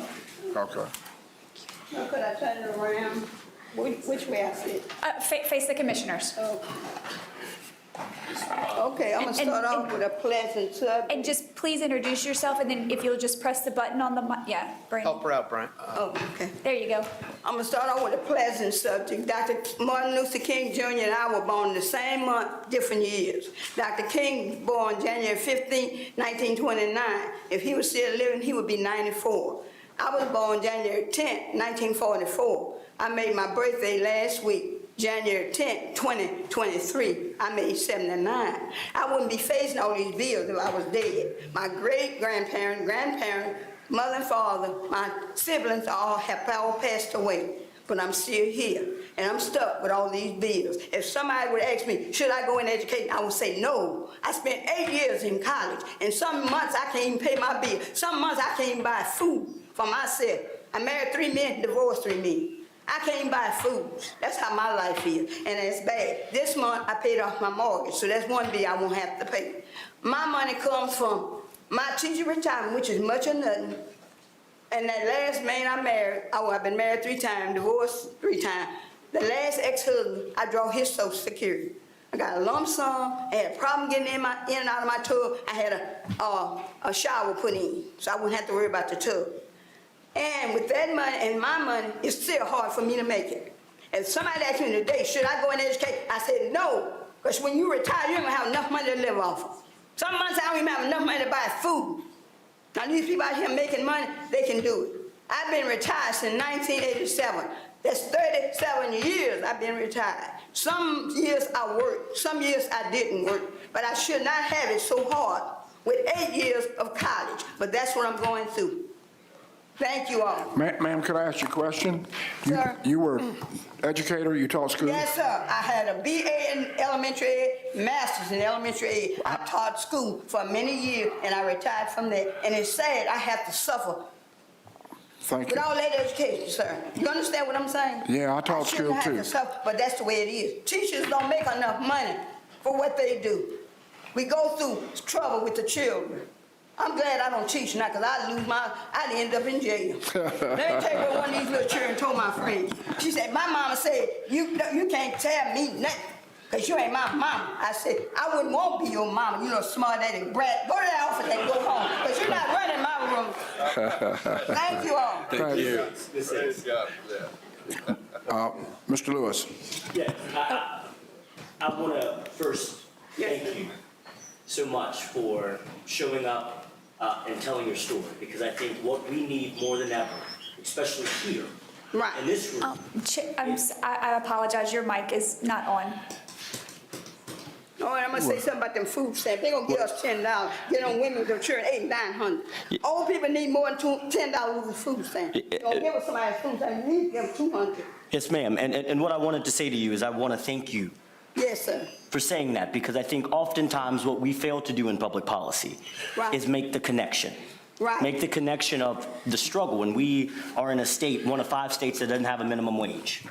Right. We are in a state that does not provide a strong social safety net for people to have food, health care, child care. And then we make decisions today that affects your monthly income. Right. And I appreciate you, and I wanted you to know I value you for telling your story and showing up, because there should be more people of you in here. Because when we make a vote, we need to be making the vote not for what we've been lobbied on, not for the industry insiders telling us, but for the people. And so I wanted to commend you for showing up. I wanted to commend you for speaking out. And I want to tell you, I will be a partner with you to ensure we have more people here telling their stories, and I just wanted you to be recognized. Thank you. Right, thank you. Then one man retired. He retired 1 month. He said I had to go back and go to work to get a job to help him because he couldn't pay all his bills. Thank you. You're welcome. You got anybody else want to speak? Do you have anybody? That was the only card we had. Can I ask another question real quick? Mr. Barta, can you tell me what, I know we were right before said it would be $5.50, or Mark said it, I believe, $5.50 on 1,000, or Mark, what would it be on 1,500? 25% more. I don't know. 25% more? Yeah. I thought it was 537. I don't know if we figured in there's a storm cost offset on that piece. I think it was like $5.37. But Extra. Correct. So that's for 1,000, and then 1,500 would be 25%. Yeah, 1,500 would. Okay. Yeah. Thank you. Anybody else want to speak? Well, we have a motion. Yes, sir. On the floor. Yes. And you need a second. Yes. On the motion. So we will entertain a second on Commissioner Green's motion at this time. I'll second. It's been a second. Okay, you want to have I object. We need to have a vote. Let me say, the motion is a lot better than the original, and Mr. Green did a lot of work on it. They've come down $160 million. I think there's some more that could be reduced. Another problem that I have, that I don't have a lot of friends on, but I represent North Louisiana, and I've talked to y'all about this before. People in North Louisiana don't have hurricanes. They just don't have them. Hopefully we don't get them. But we have to pay for all the damage. I do understand everybody else up here represents different parts of the state.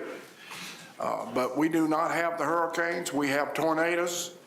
We have ice storms, but they're not as extensive as tornadoes are. But people in North Louisiana are paying the same thing as the people in South Louisiana pay.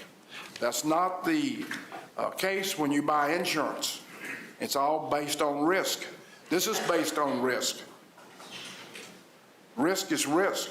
If you go buy insurance in Shreveport for your car, go to New Orleans and try to buy insurance on the same car and see how much more it costs.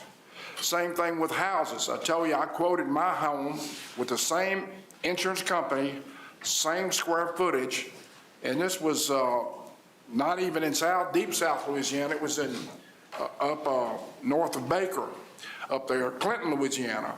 And homes up there were $2,000 a year higher than my home was in Bossier Parish, simply because of the risk. And there's lots of insurance companies that won't even write down there because of the risk. The insurance is astronomical.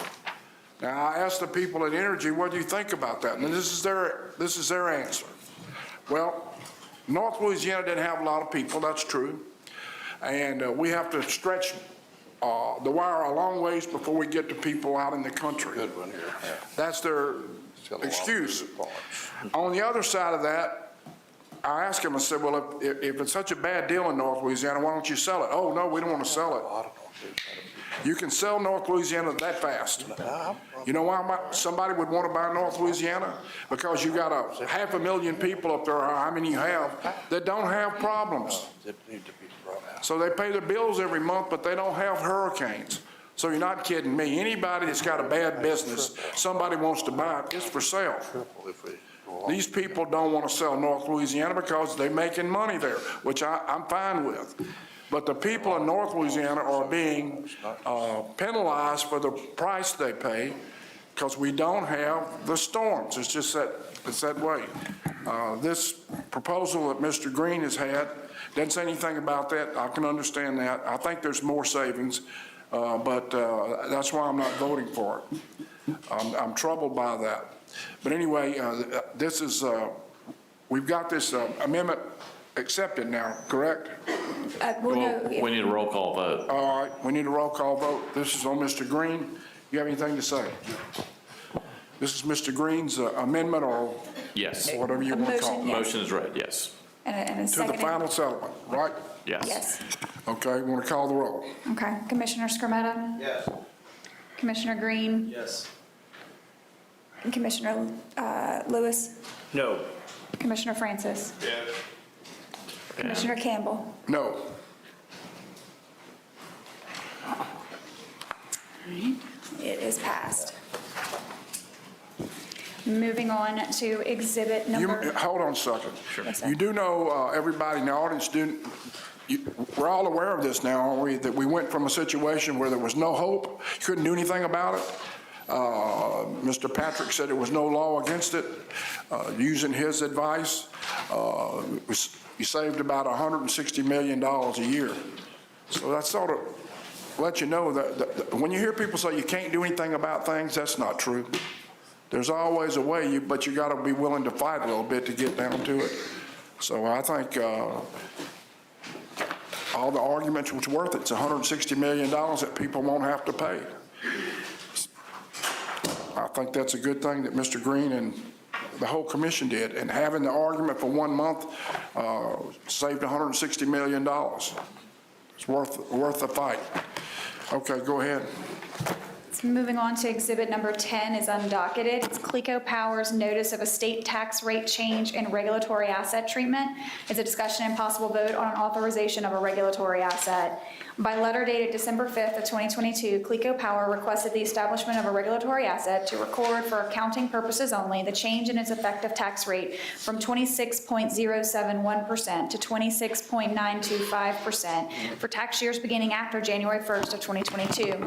According to Clico, Louisiana Constitutional Amendment 2, Act 396, House Bill 292, eliminated the deduction for federal income tax paid and modified the corporate income tax brackets and rates. Clico further states that it will seek the recovery of this change in effective tax rates in its next rate case filing, which will be filed by March 31st of 2023. Commission Order Number U35299 accepted a stipulated settlement between Clico Power and staff that included the following language in the stipulation settlement terms. No new regulatory asset may be created or booked by CLECO Power unless authorized by a vote of the commission. CLECO Power's December 5th letter was provided in accordance with paragraph E3 of the stipulation accepted in order number U35299, and if authorized, the regulatory asset would not approve a rate change for CLECO Power. Such approval could occur if approved by the commission in the company's next rate case. Therefore, staff recommends that the commission authorize CLECO Power's request to establish a regulatory asset for accounting purposes only to record the effective tax rate change until such time that the commission rules on CLECO's next rate request, including the increased amounts recorded in this regulatory asset. Until the commission approves a rate request, CLECO Power shall not change its rates reflecting this effective rate change. Move to adopt staff recommendation. There's a motion to approve staff recommendation. Is there a second? I'll second it. So motion by Commissioner Scarmetta, seconded by Commissioner Campbell. Any opposition? Hearing none, the motion is passed. Moving on to exhibit number 11. This is reports, resolutions, discussions. We do have a few items under this report. Go ahead. Mr. Chairman, can we? I'm sorry, can you use your microphone, please? Can we move through the other docket before we get reports and stuff? It's not on. Mr. Chairman. Okay, I'm sorry. That's all right. Can we move through the rest of the docket? And since there's a presentation and report, That'll be fine. Which one's? just move on to number 11 and keep going. Actually, that's part of 11. Move on to 12 and Gotcha. That'd be just fine. go through and come back to 11 if that's okay. That's fine. Okay, so we'll put exhibit 11 at the end, and then exhibit number 12 is docket number R31106. It's the commission's rulemaking to study possible development of financial incentives for the promotion of energy efficiency by jurisdictional electric and gas utilities. It's a discussion and possible vote to retain an engineer for District 1 at the request of Commissioner Scarmetta, and this is similar to the request earlier for District 4. Pursuant to the commission's general order dated December 2nd of 2021, each commissioner can nominate a qualified engineering firm to provide professional services for each district for the political subdivision energy efficiency program, subject to the commission's confirmation, vote, and approval. Based on that general order, Commissioner Scarmetta nominates Nathan Nunez of Linfield Hunter and Nunez to serve as the engineering firm for District 1 for 2023. Mr. Nunez has assisted District 1 in 2022. Based on the Commission's general order and the allocation of the political subdivision portion of the energy efficiency program to District 1, the budget to provide engineering services shall not exceed $27,277.32. Staff recommends that the Commission approve Commissioner Scarmetta's nomination of Linfield Hunter and Nunez to assist in Districts 1 with the political subdivision energy efficiency program in 2023 for a total budget not to exceed of $27,277.32. Move to accept staff recommendation. I'll second. Any opposition? I'll second this motion. No Hearing opposition. none. Exhibit number 13 is docket number R31106. It's the same things. Commission's rulemaking to study the possible development of financial incentives for the promotion of energy efficiency by jurisdictional electric and gas utilities is a discussion and possible vote to retain an engineer for District 2, and this is at the request of Commissioner Green. Based on the Commission's general order, Commissioner Green nominates D. Hicks Consulting, Inc. to serve as the engineering firm for District 2 for 2023. D. Hicks Consulting has been working with District 2 for the last year on the political subdivision energy efficiency program. Based on the Commission's general order and the allocation of political subdivision portion of the energy efficiency program to District 2, D. Hicks Consulting budget to provide engineering services shall not exceed $15,453.95. Pursuant to the Commission's general order dated December 2nd of 2021, staff recommends that the Commission approve Commissioner Green's nomination of D. Hicks Consulting to assist District 2 with the political subdivision energy efficiency program for 2023 for a total budget not to exceed of $15,453.93. Move to accept staff recommendation. I'll second it. A motion and a No second. objections. No opposition. Moving on to exhibit number 14. which is docket U 35441. This is Southwestern Electric Power Company's application for approval of a change in rates, extension of formula rate plan, and other rate of relief. It's a discussion and possible vote pursuant to Rule 57 on an uncontested partial stipulated settlement, so this will need 2 votes, and it's at the request of Commissioner Campbell. On December 13th of 2019, SWEPCO filed its application with supporting testimony and exhibits seeking commission approval of a change in rates, extension of a formula rate plan, and other related relief. Notice of the application was published in the Commission's official bulletin with the Alliance for Affordable Energy, the federal executive agencies, the Sierra Club, and Walmart intervening. On January 3rd of 2022, SWEPCO filed an unopposed motion to upset the procedural schedule set on May 14th of 2021 and continue the hearing without date while settlement negotiations were ongoing. After a breakdown in negotiations, a procedural schedule was adopted on November 1st of 2022 and a contested hearing date of January 30th, 2023 was selected. Following discovery, testimony, and settlement negotiations, the parties were able to agree to a proposed partial stipulated settlement with the exception of the net operating loss ADIT issue. The parties filed a joint motion for consideration of proposed uncontested joint stipulation and settlement agreement by the Commission pursuant to Rule 57 on January 13th, 2023. The major terms of the partial stipulated settlement are as follows: a net rate increase of $27 million, a return on equity of 9.5%, a new retirement rider to recover the cost of retired power plants on a levelized basis over 10 years, initially applicable only to the retired Dole Hills Power Station and the Perky plant, a requirement that the company seek and obtain authorization from the Commission to defer future named storm costs, reestablishment of a formula rate plan for an initial 3-year term, extension of a service quality improvement plan subject to credits to the fuel adjustment clause for past and future reliability deficiencies, and an agreement to move forward with a contested hearing on the NOL ADIT issue on January 30th of 2023. Staff recommends that 1, the Commission take this matter up under the Commission's original and primary jurisdiction pursuant to Rule 57, and 2, accept the uncontested partial stipulated settlement filed on January 13th of 2023. Motion to take the matter. Mike, please. They don't stay on. Motion to take the item up under. So motion by Commissioner Green to take it up under Rule 57, seconded by Commissioner Campbell. Any opposition? I would like to make a motion to accept. Can you use your microphone, please? This ought to be on. I punch them all on and they go off. You need to move it closer to your mouth. Talk into your microphone. There you go. You move it closer. There you go. Okay.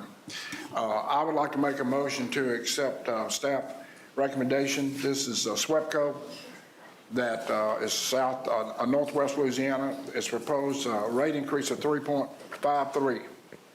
This is a case that we haven't had. Is Bobby Gillum here? Why don't you come on up? You got anybody with SWEPCO? Malcolm's not here anymore, but who you got? Mr. Rice is here. Come on up.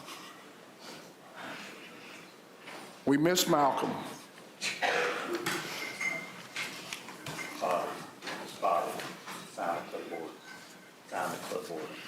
And Tom, fill out a yellow card, please. Introduce yourselves, gentlemen. Everybody knows who you are, but Tom Bryce, Southwestern Electric Power Company. Good morning. And Bobby Gillum, counsel for SWEPCO. Go ahead. Tell us about your proposition here. That's long overdue. Right, Commissioner, yeah, this is a full-fledged rate case which has been requested for some time.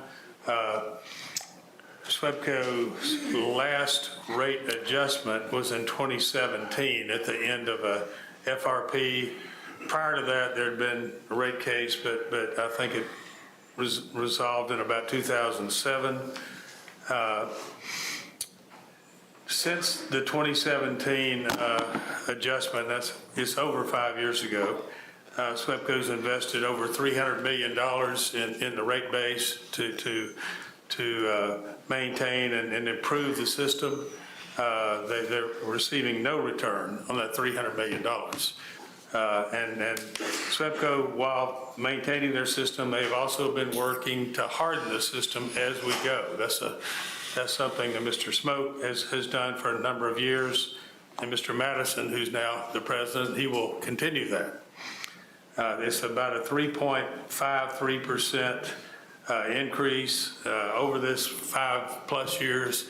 Inflation is a lot higher than that during that same time period, many times over. So it's, we do have some other terms in it which were negotiated with staff, and including provisions that deal with the Service Quality Improvement Program, which I think are important for customer service. Why don't you tell people what that is? Service Quality Improvement Program was something that was negotiated some years ago with staff, and it sets forth standards and terms that SWEPCO must meet on providing service to customers. And for example, this includes an $18 million for vegetation management. And in 2010, SWEPCO acquired Valley Electric, and SWEPCO is more of a metropolitan area, was at that time in Louisiana, but Valley was rural and heavily vegetated and a lot of timber. So it was necessary to ramp up the vegetation management and to do a lot of replacements with new poles and other structures to harden, and we're continuing to do that. But it's a ongoing expense, and you got to balance. What should you spend and what's too much? And so that's a constant issue. And there's safety requirements in the term sheet as well. And SWEPCO's got to provide a $250,000 credit coming up this in the fuel clause this next or immediately. And there's all kind of reporting about what we're doing on safety and how to continue to manage it and hopefully improve it in the Valley area. So there are many terms and provisions that were negotiated over time in some detail with staff. Mr. Gillum, there's been a lot of talk here about hardening systems and systems not being up to par, et cetera. Do you think, I'm just asking, you'll probably get looked at, you think SWEPCO can pass the test of being up for big storms and things like that? Are y'all ready to be tested and looked at? Well, you know, as I think the commissioner said, there's always a storm at some level is going to cause damage. There's no doubt, because there's a balance between how much money should be spent, because you can make it really hard, but you're going to be spending a whole lot of money. So you got to balance. But I think SWEPCO has certainly, over the last 5 years, has improved where the system is where it should be.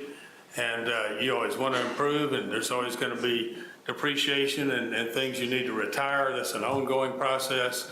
But yeah, SWEPCO has hardened the system, and that includes substations. A few years ago, the commission had hired a consultant to look at substations and substation hardening, and SWEPCO hardened substations then and got a good report. And I think they still have a good report, but you never quit working and always trying to improve. What about the $300 million? What is that you talked about, $300 million? Yeah, that's been invested all throughout the system here. In the last how many years? Over 5 years, the last 5 years, and since that 2017. So 5 years now, 6, and they're continuing to invest as we sit here today. It's kind of a running total that continues going up. And so that's been invested in getting no return on that. We just invested and thought it was money that needed to be spent and to maintain and improve the system. We don't have a cost of electricity in this. I don't have it. You know, you mean the monthly statements? Yeah. I have that. Let me see it, would you please? It's usually at the front, and I missed it. Mr. Lewis, every month they put this for you. It shows you all the utility companies and how much they're charging. So you can, everybody needs this.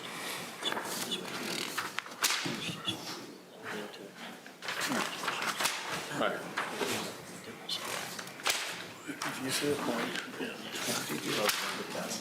All right. What about, where are y'all this month? SWEPCO.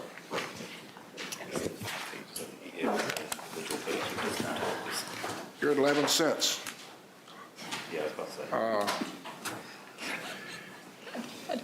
Well, you're close to the bottom. But some people, 13 cents, 14 cents, 13, 12, 13. You're at 11 cents. Yes, sir. You know, I remember when we started doing all this, y'all wasn't here then, maybe Eric was. We used to look at this, it was 8 cents, 9 cents, you know. I said, well, one day somebody's gonna go to 10 cents. We got people at 13 cents today. You know, I hope we don't see it, but it could be doing that. Panola Harrison's at 14 cents, which is, that's up there in Shreveport, that have some parts of North Louisiana. Anyway, okay, Mr. Gillum, you have anything to say, Tom? Well, yes, sir. Commissioner Campbell, first, congratulations on your appointment as chairman, and congratulations as well to Commissioner Lewis. Congratulations, sir. So the first thing, Foster, I would say is that the numbers you cited are being impacted by Winter Storm Uri. As you all know, we've been spreading the impact of that over a 5-year period, and we're not quite halfway, but we're getting close, and that should go away once that is over, and that's about 0.6 of a kilowatt hour. So within a couple of years, we'll see some benefit from that as well. And the wind that you're getting from Oklahoma is helping on the cost? Yes, sir, absolutely. So we've got about 810 megawatts that we are receiving today that comes with zero cost fuel, no fuel at all. So customers are getting that significant advantage today. Well, the average cost in Louisiana is about 12.5 cents, and you're at about 11.5 cents. You don't get a home run, but you're on first base anyway, you know? Okay, anybody else got any further questions? If not, did we move to go to Rule 57? Yes, sir. It's already taken up under Rule 57. There's a Okay. motion on the table to accept the partial stipulated settlement. I made the motion? Yes, sir. Okay. So we're just, Mr. Scametta seconded. Any objections? No objections? Pass, final passers. Thank you, Mr. Chairman. Thank you. Thank you, Chairman. Thank you. and so moving to exhibit number 15, it's docket U 36368. This is Dixie Electric Membership Corporation's Formula Rate Plan Annual Report for 2021 test year. It's a discussion and possible vote on staff's report. On May 16th of 2022, DIMCO filed its Formula Rate Plan Annual Report for the 21 test year. Notice of the filing was published in the Commission's official bulletin with no interventions. DIMCO requested a $12,659,095 or 9.22% increase in its as-filed FRP. Staff and its consultants reviewed the historical test year data and pro forma adjustments contained in DIMCO's filing. Staff also reviewed the source work papers and schedules used by the company along with responses to discovery to ensure that all pro forma adjustments had been properly determined, that the company made no unauthorized pro forma adjustments, and that each of the adjustments had been properly calculated. As a result of the review, staff determined that the company correctly removed numerous non-recurring items from the filing and identified one recommended adjustment that aligns with reasonable rate-making principles.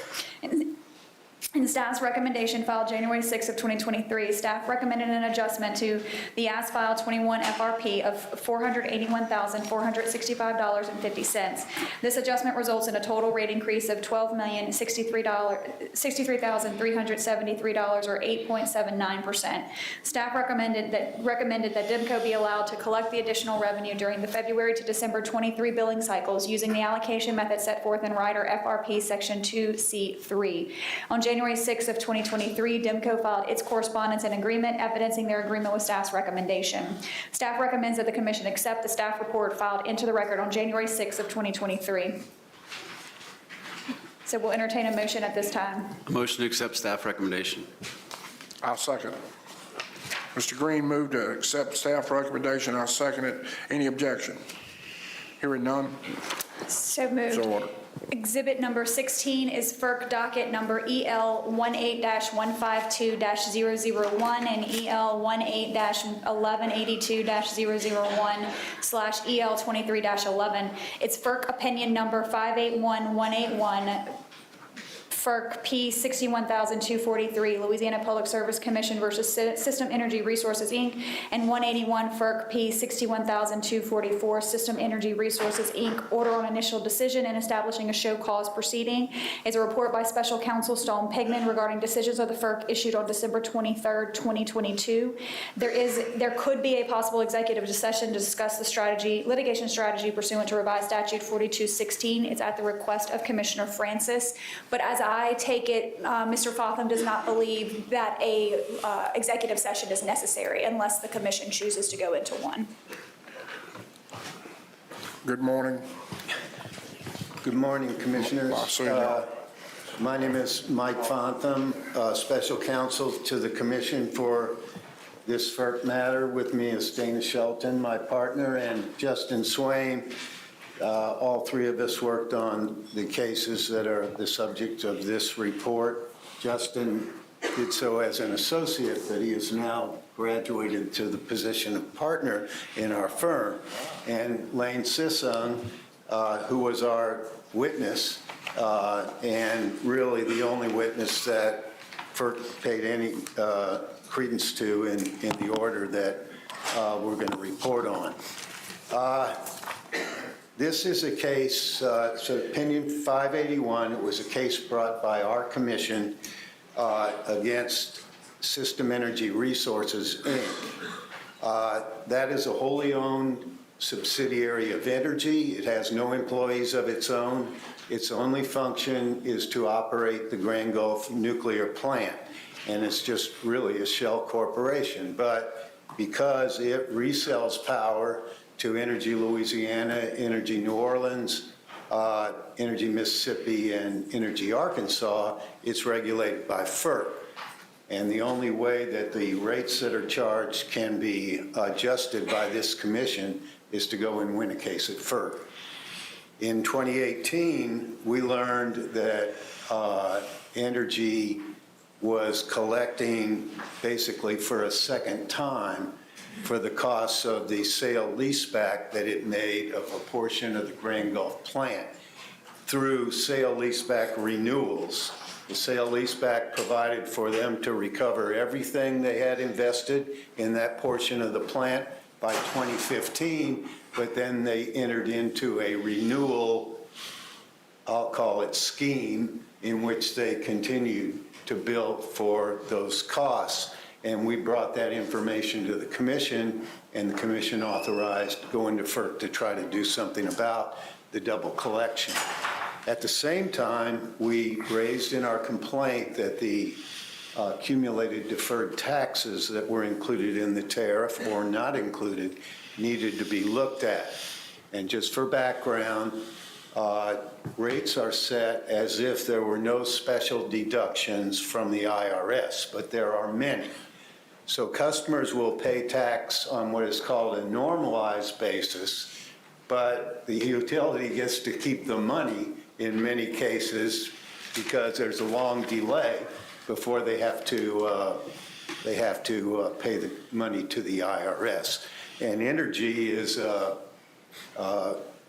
has numerous tax deductions that delay the payment of taxes to the IRS. So it has the funds in its hands for years and years, and it can earn money on those funds. The quid pro quo is supposed to be they reduce the rate base for the corpus of funds that they're holding in order to give a benefit to the ratepayer that they would not have to pay a rate of return on that portion of the rate base. We learned that Energy in 2004 took a tax deduction of the future decommissioning cost of Grand Gulf as a, quote, cost of goods sold, which they claimed allowed them to deduct the entire some odd million dollars that they predicted decommissioning would cost in a single year. Now, ratepayers got no benefit of that. Ratepayers paid their taxes. Energy collected the money, but they're holding the money. They're supposed to put it in the rate base to reduce the rate base. They didn't do that. We had a big trial in 2018.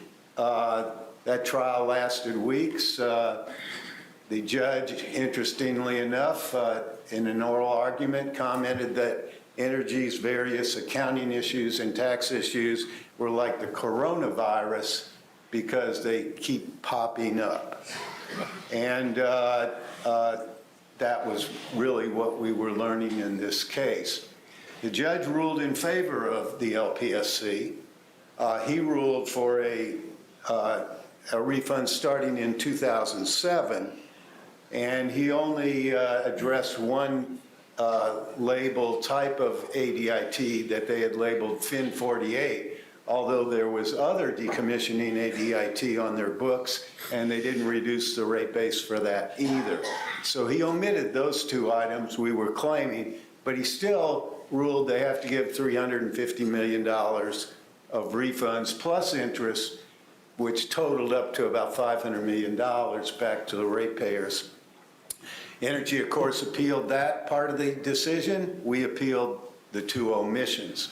On the sale leaseback, he also gave us a partial victory in which he said, no, you can't collect the renewal costs, but I'm going to give you an offset, which reduced it by a good amount. Energy appealed having to give back any money. We appealed the offset. FERC then sat on the case for about 2.5 years. And eventually, after we went to the Fifth Circuit to try to get an order requiring FERC to decide the case, they told the Fifth Circuit, we'll decide it by the end of December. And they decided it on December 23rd. This decision is 100% victory for the LPSC. Now, there were other regulators in the case supporting us, but we took the lead throughout the case on behalf of the commission. We were able to talk some of the other regulators into filing testimony in support, and they joined us in supporting our positions in briefing. Also, who was that? Who were they? Well, the Council of New Orleans and the Arkansas Commission, and until recently, the Mississippi Public Service Commission. But as I think you all remember, in about late summer, the Mississippi Public Service Commission made a settlement with Energy in which they got $235 million for all the cases that were pending at FERC. This is just one of many cases at FERC regarding Energy's subsidiary that owns Grand Gulf. There are 4 that we have filed that the commission authorized involving billions of dollars. This decision involves a total global amount of about $1 billion. You have to take out the Mississippi portion because they settled, so it's down to about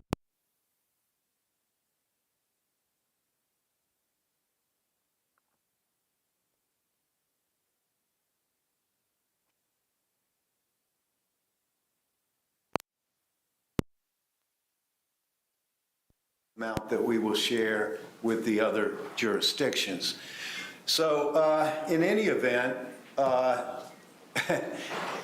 you know, to our surprise, after this decision came out, Energy announced on their website that they did owe for the sale leaseback. They owe about $150 million, but they don't owe anything for the ADI.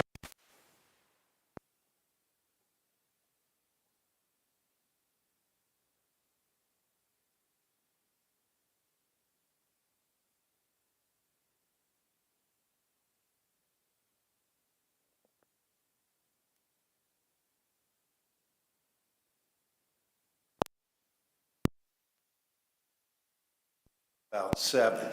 So FERC said that they owe, and they just said, no, we're not paying? Well, I'll tell you what, this is, every argument they raised in the case, FERC rejected, every one, and resoundingly rejected. Every argument we raised in the case, FERC accepted. And FERC repeatedly in this order says they have to make refunds, and they have to make refunds for everything that was on their books. And our trusty consultant here has made a calculation, the monthly amounts that were on their books, going back to 2004. So you tell me what this means. And it's a long paragraph. I hope you'll bear with me, but I just want to read it so you get the drift of Energy's, the validity of Energy's position. To remedy Siri is System Energy Resources, Inc. That's the subsidiary. Exclusion of certain ADIT balances from rate base, we find that customers should be compensated for the resulting excess revenue requirement charged in the rates in prior periods. We agree with the initial decision's finding that Siri's removal of FIN 48 ADIT from the ADIT offset to rate base in the formula rate is unjust and unreasonable because it represents a violation of the Commission's normalization requirements and the rate formula. However, we disagree with the initial decision's finding that Siri shall refund $334,475,000 for the 2007 to 2018 period of noncompliance. We agree with the trial staff and the retail regulators that the record shows that Siri's noncompliance began in 2004 and likely continues to the present period. In addition, the record indicates that not all ADIT resulting from the uncertain tax position was labeled as FIN 48 ADIT, as the more likely than not portion was labeled as 263A and account 190 was not properly captured in the estimated refund. We will require a refund amount that appropriately captures the revenue requirement impact resulting from the exclusion of all ADIT amounts resulting from Siri's decommissioning uncertain tax position during the entire 2004 to present period of noncompliance. The refund amount is intended to compensate customers for the excessive revenue requirements incurred as a result of Siri's noncompliance. This refund amount is not intended to reestablish ADIT balances for which an associated uncertain tax position has already been resolved. We therefore modify the initial decision's finding to require Siri to compute a refund amount that considers all ADIT amounts resulting from Siri's decommissioning uncertain tax position and also considers the timing of when such uncertain tax positions were actually resolved by taxing authorities, such as the ADIT balances used to compute the revenue requirement only includes those balances for periods during and until was actually resolved. The refund amount shall be clearly computed for each year with interest and include all necessary and detailed documentation to support the timing of the tax authority's resolution of all previous tax positions. According to Energy, that means we don't owe any refunds. So if FERC said you owe this and they said no, what happens next? They have filed a compliance filing. They have given back, and they've already refunded to Energy Louisiana its portion of the $149 million. That's about $28 million. They had previously given back on a partial basis when they were trying to head off the FERC ruling. They had given back $42 million, and we got about $7 million of that. This decommissioning ADIT decision increases the refund that the judge ordered from about $334 million plus interest to $587 million plus interest, and the interest is about $300 million. So, has this ever happened where they just said no? I've never seen Energy do this. I mean, my opinion, and it's just my opinion, is they're playing for time. They came out and said, you know, well, this won't disturb our earnings forecasts, which probably affects bonuses. You know, so. Do we have any flex to make them pay? Well, yeah, we've already made filings at FERC, and we're going to protest this compliance filing, and, you know, all the regulators are astonished at the position they're taking. But, pardon? Of the $530 million, we get 30% of it? We get about 25 and change percent of it, so the 140, $50 million.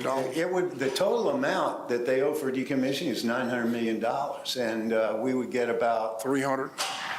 Oh, no, we'd get, if we get everything, which I think we will, the total that Louisiana would get is about 150 million. 150.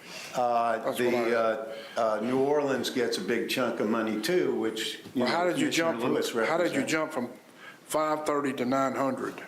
Interest. Well, This has been going on since 2004. well, 30% of 900 is more than 159. Well, the Mississippi settled. So let's I got them say out. we're dealing with $1 billion, okay? They're out. Okay, so they're out, and they had the largest offtake. Okay. So that reduces it to about 600 million. All right. Okay, so you split the 600 million three ways. We have 25% of it. 222. Yeah, comes out 150. Okay, that's what I had. That's where the 530, I was getting 159 million, 30% of that. Okay. Yeah.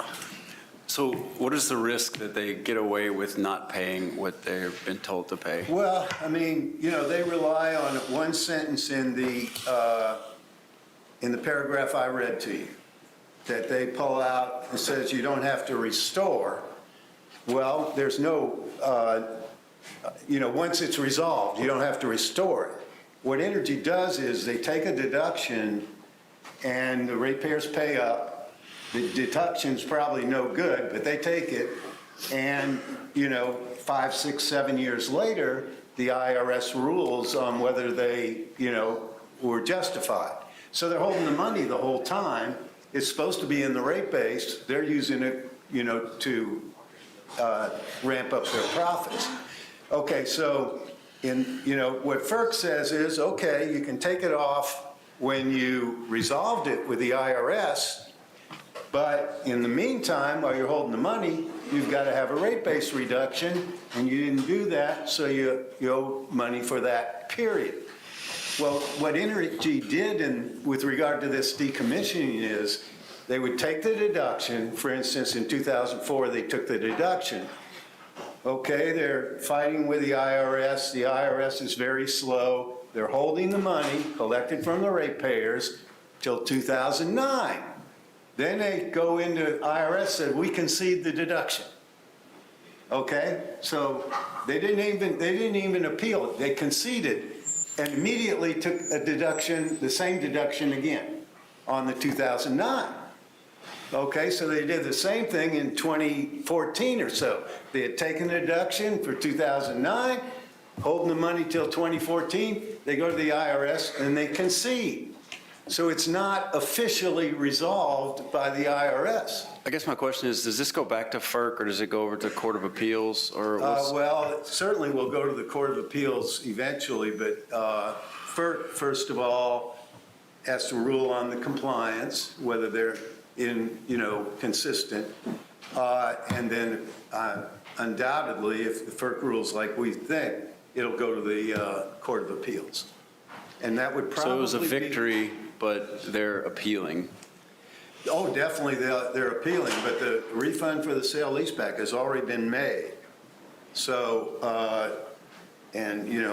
think that's also very solid. There's great court precedent supporting us on that, and I have one final question. What do you think the overall legal fees are for Entergy for the time that this has been going on, and who pays for it? well, ours were about $1.5 million. Theirs were probably 10. And the ratepayers pay for that? They include it, well, it's included in the FERC rates. In our current case that you're familiar with, the one we filed in 2020, we're attacking their rates, inspired by Commissioner Campbell perhaps, but their rates are $1,200, $1,300, $1,400 an hour. And, they've got national law firms that do the litigation. We do the litigation for my rate in this case was $400 an hour. So, it's Thanks to Yeah, Foster Campbell. I've been, Devontae, I've been beating on him because, you know, I told him we couldn't stand $1,200. So he cut his rate to $400. I appreciate that. Less than New Orleans pays. we still. That just seems like a lot to. We still very country much people, you know. appreciate the right to work for the commission. I want to say that these two here took active roles in the case. Dana Energy had an expert witness from Ernst & Young, and that expert witness from Ernst & Young tried to change her deposition testimony from no to yes on a number of things, and Ms. Shelton eviscerated her at the hearing, and the judge ruled her an incredible witness, and that's kind of the way it went in the trial. But Lane has been, you know, just fabulous witness for us at first. He's in this case and in the 2072 case, and also our case involving their ROE, the rate return on equity, which is pending before FERC. He's been the lead witness for the regulators, and he's done a terrific job.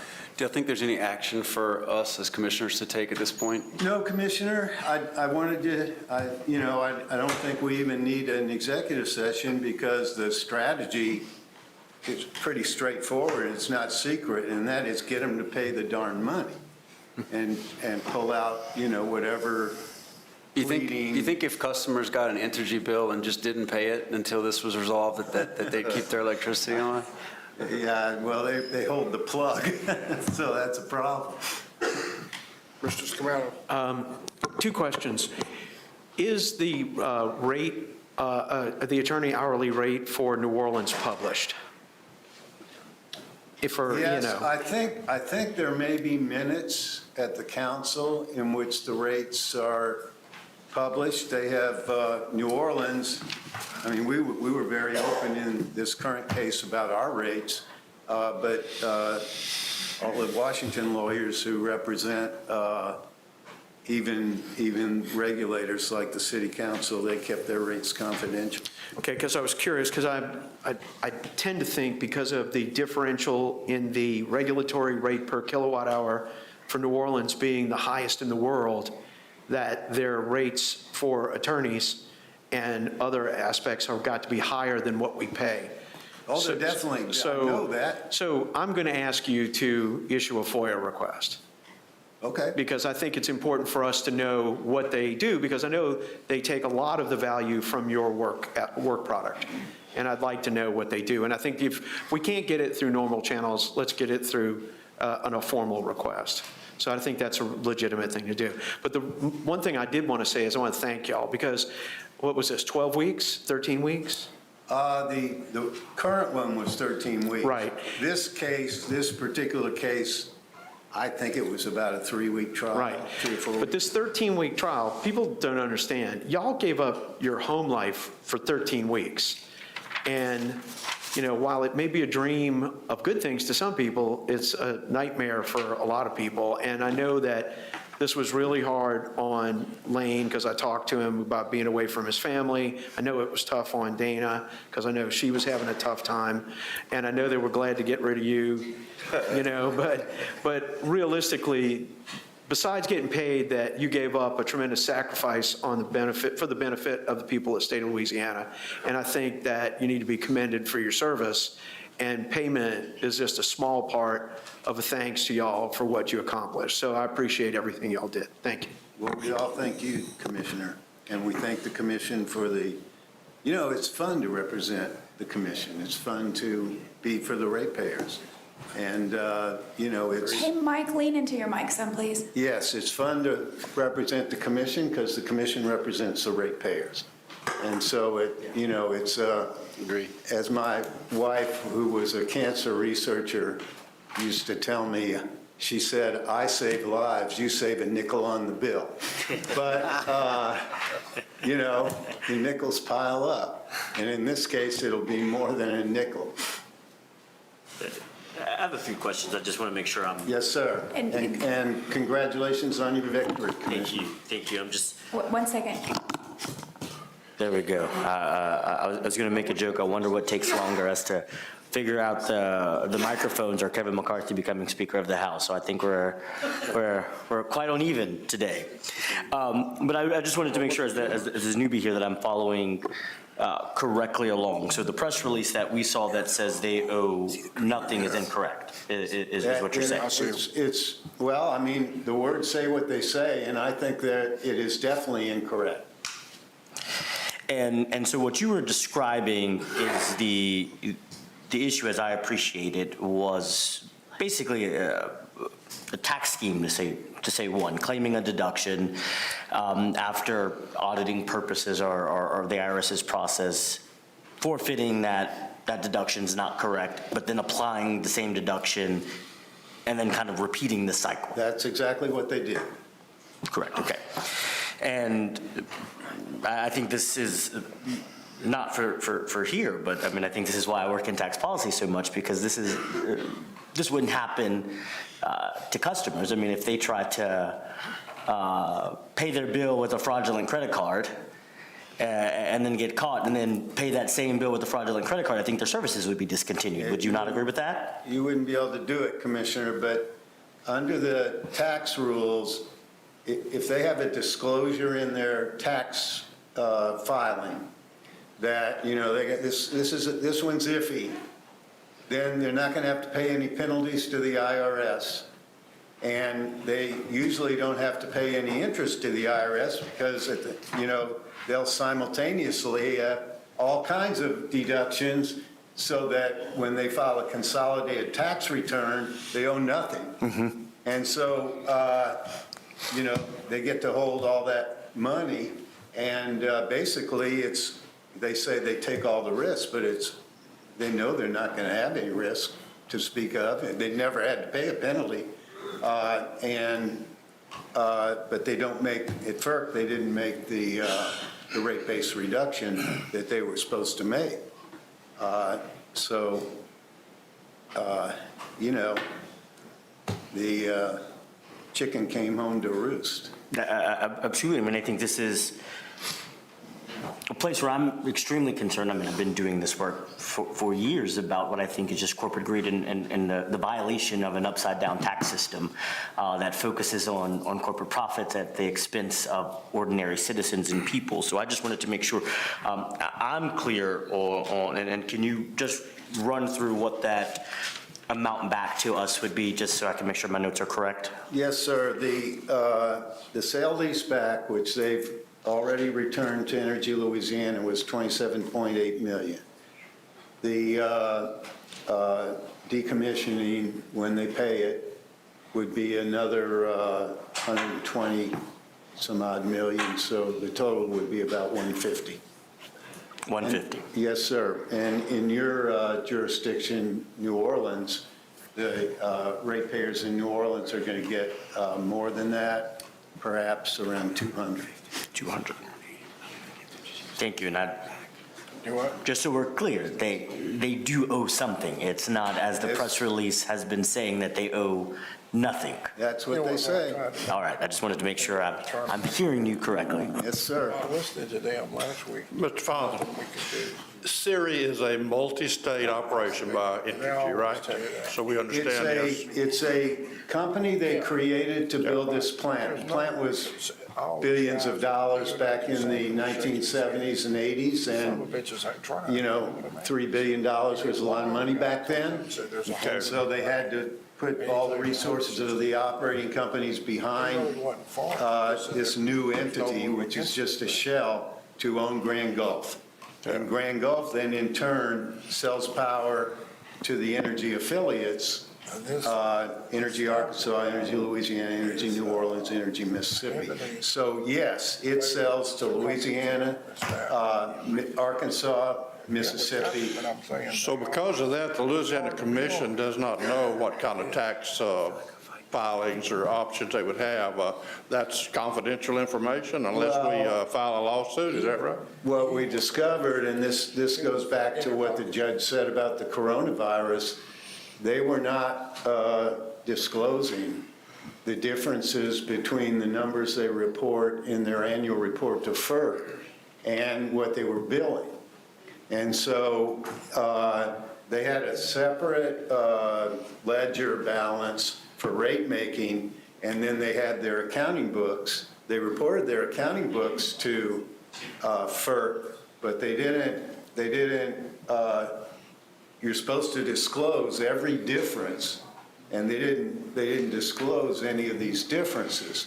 So, you know, it took discovery, which they fought bitterly, any discovery on taxes. Well, yeah, okay.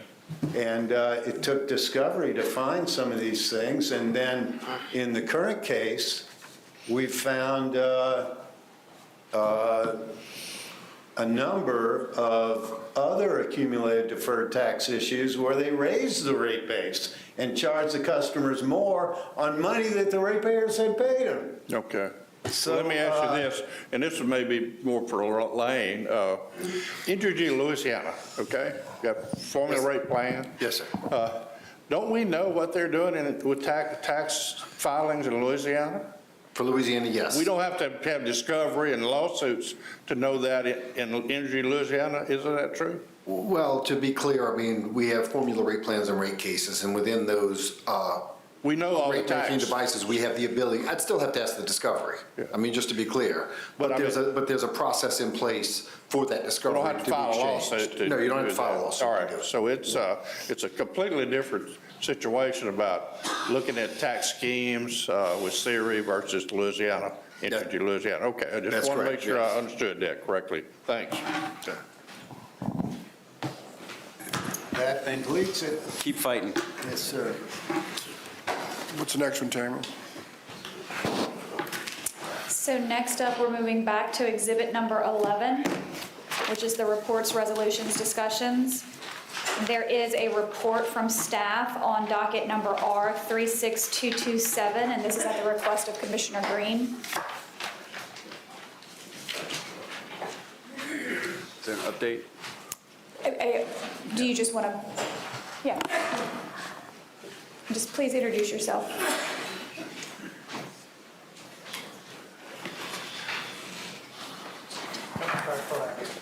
Perfect, thank you. And just introduce yourself before speaking. Sure. Good morning, Commissioners. My name is David Lessinger. I'm with CSRS. We're a full-service engineering consulting firm based here in Baton Rouge, and we're the consultant that's been retained by the Commission for docket R36227. I think, in general, things are moving forward quite well with this docket. We've established a procedural schedule just recently. I'd like to just take a minute just to kind of frame up the scope of work that we're working under and the goals of the project, just for everyone's benefit, both here in this room and anyone in the audience beyond. The general approach here is to establish a framework, a statewide framework by which the Commission could request and or require the utilities under your jurisdiction to create resilience plans, grid resilience plans. That's essentially the goal. As you all have already noted in your discussion today and previously, there's a range of risks. There's a range of solutions, and they vary by geography. As you mentioned, Commissioner Campbell, the northern part of the state faces different risks and vulnerabilities than the southern part. So the trick here, or the goal here, is to create a framework that is both flexible enough to allow the utilities to fit into it, their own particular interests, requirements, constraints, but also one that is standardized enough so that you all as commissioners can compare between the proposals before you from utility to utility, geography to geography, service area to service area. So best practice here really is for you all to set that framework, that sandbox, if you will, for the utilities to play in. And the utilities, you know, if you take action and create a rule, this is a rulemaking docket, would then respond within those requirements. And they, as the owners of their assets and the operators of their systems know their systems better than anyone else. So it is not a proposal to say, utility X, make this specific investment or make this specific change, right? They're going to know what their risks and vulnerabilities are. But it is for us to tell them what requirements to use and what methods to use, especially when calculating, let's say, the benefits, or let's say what performance metrics or accountability. There's been a lot of conversation today and in previous commission meetings about the need for accountability, the need for transparency, so that we can see in detail what those calculations are, what those approaches are. And so what we've decided to do is just to move forward very quickly with our recommendations that would then become a draft rule. And so at this point, that's where we stand in the process. The procedural schedule, I believe, has been set. So we can go through that as well if you'd like. Would you consider this a space for new ideas like microgrids and redundancy loops and distributed generation? Absolutely. Okay. Yeah, I think there's a huge range of potential solutions. And I think what you all, as regulators, will want to know is who benefits, in what way do they benefit, and why is this an expense? Why is this expense worthwhile? We clearly need it. We clearly need a more resilient grid. The question is, how do we get there? What's the best bang for the buck, if you will? And what we've also seen as best practices is you want to look at the consequences, right? It's not everyone is affected equally by an extended outage. There's some good research that shows that that the impacts are exponential. So a 2-day outage is more than twice as bad for someone as a 1-day outage, for instance. Those are the sorts of things we want to reduce, those impacts, especially for the most vulnerable.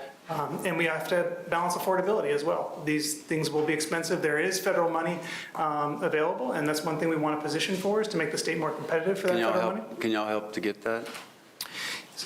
We can certainly provide guidance as to what we think the federal government will be looking for. They are competitive applications. It sounds like many utilities in the state are already putting in applications under the GRIP program, which is encouraging to see. I will say, just for a sense of scale, the federal government, US DOE, is offering about $2.5 billion in competitive application funding for utilities across the country. That's about the same number. Can you say that again for the whole room? Sure. So there's multiple buckets of grid resilience funding. There's 2 different buckets of $5 billion. It's complicated because it flows in different ways, like the state gets some money by formula. But the bucket of funding that is available to utilities, which is a new thing. The federal government usually doesn't provide funding for private entities, right? It usually goes through public entities, state government, local government. These are being made by competitive applications. That bucket of funding that's available for utilities is $2.5 billion. So the scale, you all just approved storm recovery costs of about that same magnitude for one utility for one storm. So we have a huge task before us to become more robust and more resilient as a state, and it's going to require a really robust framework to work within, and that's what our recommendation. But it's not too late for our utilities to apply for those, is that correct? It's not too late. Those funds will be made available on over 5 fiscal years. So the first tranche deadline, the first tranche was just made available through a concept paper. We won't know for a while. But, you all will be able, in some ways, be able to move faster than that, will most likely. I got a question. Brandon, can we make sure that utilities check in on where they are in that application process? Absolutely, and it's my appreciation that they are, quite a few of them are fairly well along in that process, just in discussions with this working group I'm on with different stakeholders on the state level, but I can certainly get that detailed information for you. Thanks. How much money is this costing your firm doing all this work? How much does it cost us? The commission? Yeah. The not to exceed amount on the contract is about $330,000, but we have expended less than that, more like your contract. So far, your contract is $330,000. That's the amount. That's the maximum amount that could be expended, but we're well below that. We're below $100,000 at this point on expenditures. That's all I want to know. What do you expect the timeline of your final report to be? So there's now a procedural schedule in place. The draft rule, I believe, is due April 15th. And from there, the procedural schedule follows and through September. Noah may need to help me with the exact date. I'm sorry, I don't have it in front of me. Sure. Noah Hoggett for the commission staff.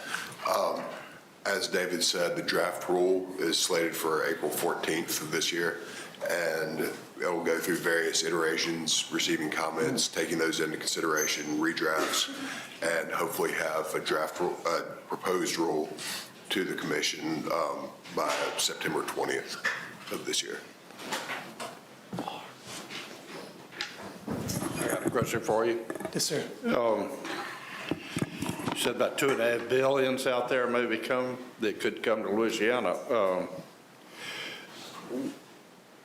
Our testimony from Entergy, CLECO, and SWEPCO is they hadn't been able to get any federal money, for the storm damage. That's been we had 3 storms over the last 2 years. We've been trying to get federal money. Yes. So what are you going to do that they can't do to get federal money here? I mean, we've been hearing about all this federal money, Yeah. but as far as a private company getting it, we haven't been able to get it. So what are you going to do that Entergy or Clayco's hadn't been able to do? Can you tell us, give us some hope for some Sure. tax fund? So, well, let me first make the point that the federal government has, been steadily changing their policy from not wanting to reimburse for storm recovery costs for utilities, typically, at least privately owned utilities, that can be different from municipal utilities, towards trying to reduce that risk proactively on the front end by making funds available. That being said, as we've just said, the scale at which we need to invest to make grid resilience investments is much larger than the federal government has to offer us. And so we will have to find other sources of funding. I thought the proposed thought of using securitization was an interesting one. I think we should explore that. I think there are a bunch of possibilities there. Clearly, we've seen what the vicious cycle is, which is damage and repair can lead to rating decreases, can lead to loss of economic development if businesses choose not to locate or to rebuild. There's the virtuous cycle as well, which we're hoping to, which is that if we were to finance this, even if it does have to include ratepayer funds, that we would have some return on investment collectively as a state, not at the private level, but collectively as a state in terms of economic development, growth, local bond ratings. We've seen even cities in Louisiana bond ratings increase based on the fact that the rating agencies are seeing that they're investing in resilience. Well, we've looked at our neighbors in Florida. They've experienced a lot of damage also, and they've some of their numbers show that they've done a little better than Louisiana in some storm damage categories. That's a very good example. And they've spent a lot of money hardening their system, maybe much more than we have percentage-wise, possibly. We're still interested in looking at that research, but has Florida ever received any federal money to harden their system, or have the ratepayers pay for that? Not that I know of in terms of federal money for Florida. I think it's all been, I don't know the exact sources, so let me not say, but I think it's primarily been based on regulatory requirements that then, to the extent that there are additional, increase in costs. So as far as we know today, if we harden our system here in Louisiana, it's going to be ratepayer money, not federal money. I think unless we discover we'll some be other looking to make a series of recommendations as to how to blend sources of funding and financing. Okay, thank you. Mr. Kamada. Quick question. In your research, whatever you're doing, you said that, the system here is not resilient. Have you looked at what systems around the country are resilient? So I don't mean to say that Louisiana isn't resilient so much that just our experience from having experienced those risks, knowing that the risks are going to increase over time, knowing that we have to invest in it. I would say it's true for other states as well. What risks increase over time? Storms primarily, but we've also seen cyber and human caused events in other places. Recently in North Carolina, you saw a substation was attacked. So I think we need to think about it as an all hazards approach. To your question about what good examples there are out there, I think Florida and to some extent possibly Texas are also interesting examples of places where they've made multi-year investments over time to increase the resilience of their grid. They clearly still face risks as well, and so nothing's perfect. You're not going to reduce damages entirely. Yeah, okay, all right, thanks. Sure. Anybody else have any questions? Yes, sir. Mr. Chairman, over here.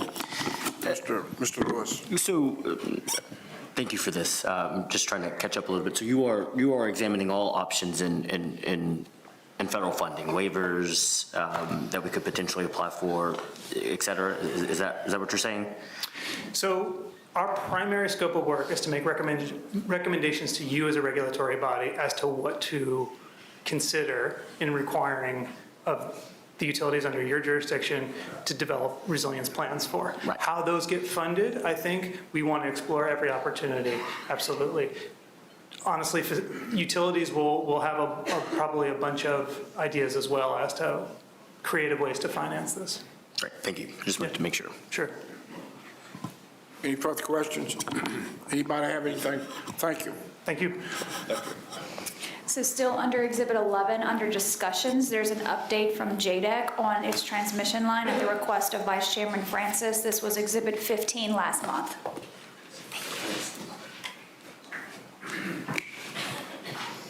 You call up JDEC, okay.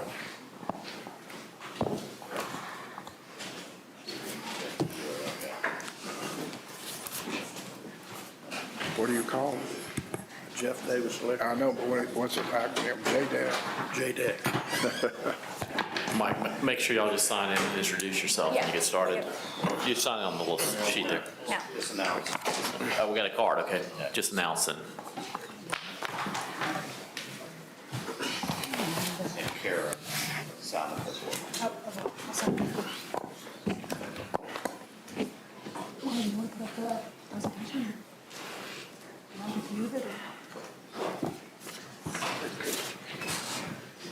We do have a small PowerPoint, but you can get going. All right, we'll wait for the PowerPoint. We can wait. Is it on this? Oh, perfect. And just use my fingers as we go. Perfect. All right. Good afternoon. Oh, lights. All right. Good afternoon. Thanks for having us up here. My name is Kara Cantro, counsel for JDEC.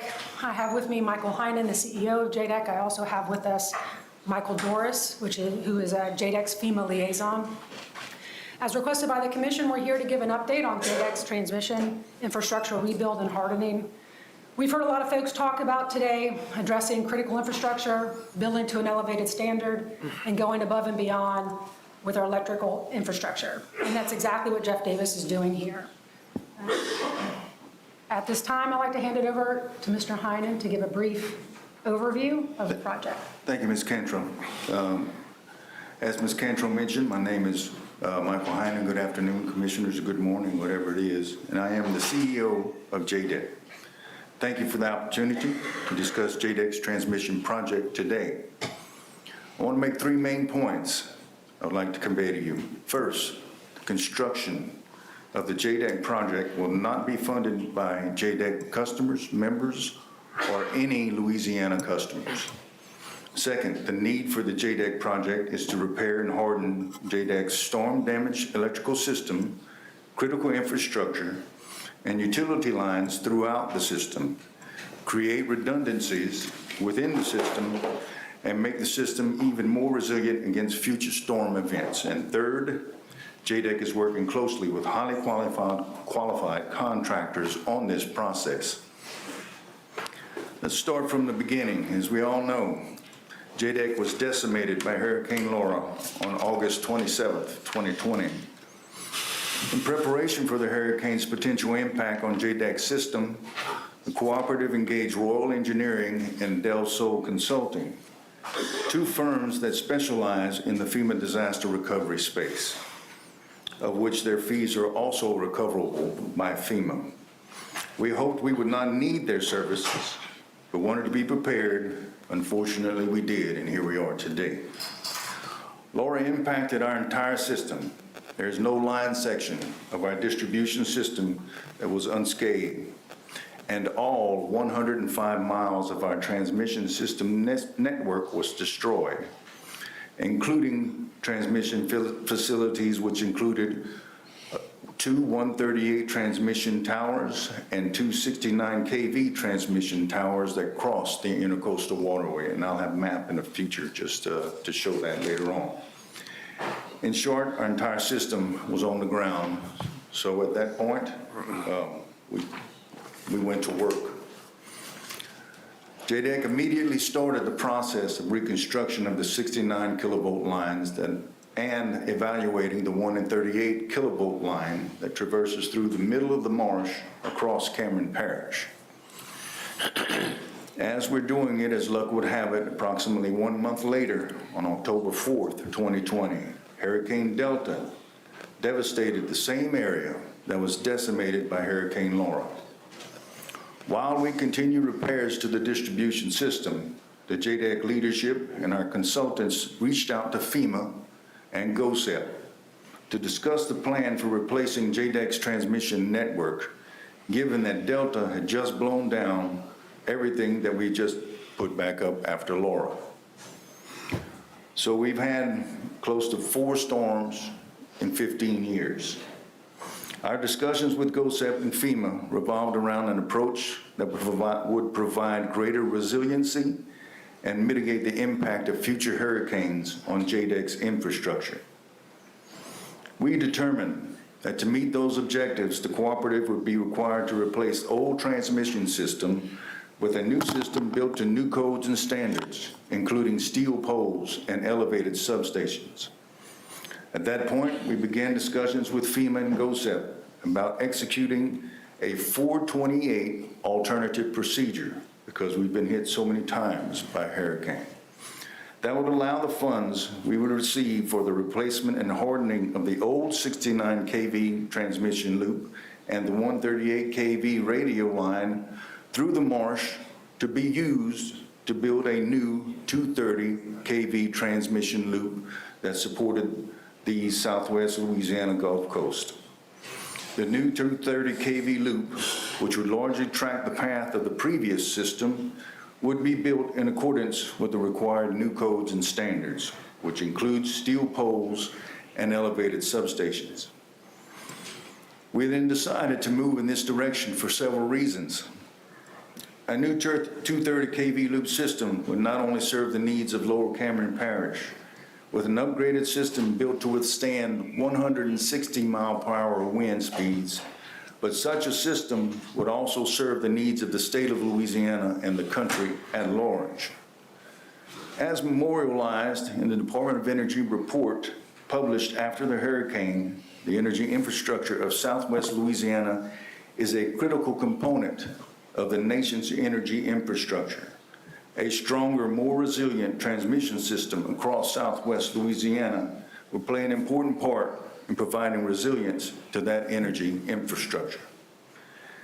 In order to minimize risk associated with potential cost overruns of the JDEC project, the cooperative determined at that time to go with a construction management at risk, or CMAR, approach. Was the most appropriate way to go. This approach results in the winning bidder wearing the risk of project cost overruns, and therefore JDEC members are insulated from that risk. To be clear, at this point, the 2 winning bidders had one for transmission construction and one for substation construction, have only won the right to be involved in the design and planning of the JDEC project. They're working with the cooperative and cooperative engineers and consultants on the best way to proceed forward with the building of the new transmission system. It should be noted that we have not completed the CMAR process to the full 100% design and build stage at this time. We expect to have final numbers from the contractors at the end of January, which is in a week or so. Once the final proposal is received, it will be reviewed by the JDEC board members, and if approved, these documents, along with all supporting information, will be sent to FEMA for FEMA's review and approval. If all budget and schedule parameters are acceptable, JDEC expects to execute the 428 Alternative Procedure Agreement with FEMA no later than February 28th of 2023, next month. Executing schedules for Seymour contractors, existing schedules for Seymour contractors have all construction complete by the second quarter of 2025. Currently, all JDEC members along the Cameron Coast are being powered by temporary generation. That is, all members that are below the intercoastal waterway are served by temporary generation. This generation is being funded by FEMA and is currently being renewed on a 6-month cycle. Over the past 12 months, as these funding streams are being finalized, along with the Seymour process that began in January of 2022, JDEC and FEMA made an informal agreement that June of 2025 was an acceptable date to end the cost of the temporary generation. Our current construction timeline is aligned with that June of 2025 deadline. We have worked diligently over the past 2 years to get where we are today. An executable plan to build out a robust transmission grid that will serve the interests of Southwest Louisiana, including the existing and future critical infrastructure needs of Southwest Louisiana, JDEC's members, and the country at large, with no construction cost borne by Louisiana family or businesses. We still have much work to do in order to have that infrastructure energized in early 2025. We are ready to get started and appreciate your support and help. I have brought with me a short PowerPoint presentation which summarizes some of the points I made today, and within the PowerPoint there's a map, hopefully that you can see in front of you. If everyone can see the map, I'll explain what we have, if that's all right. Okay. The map itself, if you see the yellow line, that's the 138 line that traverses through the marsh that will no longer exist after we get this contract signed. And the other loop that you can tell starts at Chalkley and ends at Crown. That's why we call it the loop system, a redundant system. There are a total of 1,847 active members currently on generator power. The new transmission system will primarily follow the existing alignment of the system prior to Hurricane Laura, and the transmission line will include steel poles designed to withstand 160-mile-per-hour wind speed and substations that will be elevated to the 500-year floodplain plus 1 foot. To talk a little bit more about the funding, I'll turn it over to Michael Doris. Again, that's JDEC's FEMA liaison, and we'll also go to the next slide. Commission, thank you for having me again. Michael Doris with Del Sol Consulting. So like was introduced in Mr. Mike's presentation, immediately following Hurricane Laura at Chenault Airport, where we had the 800-person man camp stood up for those responses, we then had to take that entire operation down for a scare from Hurricane Beta and again for Hurricane Delta, to which we moved all of those resources. At that time, when Delta was hitting, it was apparent that not only this year's storm, 2020 storms and the repetitiveness in that area, but over the 15-year period that the severe repetitive loss to JDEC's transmission system had succumbed to storms and total loss twice. So we asked the Department of FEMA, the Federal Emergency Management Agency, to come in, and with their help, they brought a strike force team, number 12, in the Department of Energy. And together we worked on discussing the funding opportunities and the grants available, and agreed through a report that we would use public assistance funds and apply consensus-based codes to a national standard, as well as hazard mitigation funds, both 404 and 406, to help prevent from future loss. Combining all of those together is what has given us the projected $340 million in funding for this project. Moving to the next slide, today FEMA and GOSEP are committed to funding the JDEC project. Over the next 30 to 60 days, all documents needed to fund a fixed price for the construction should be executed. Once executed, transmission and substation equipment should be secured within 90 days.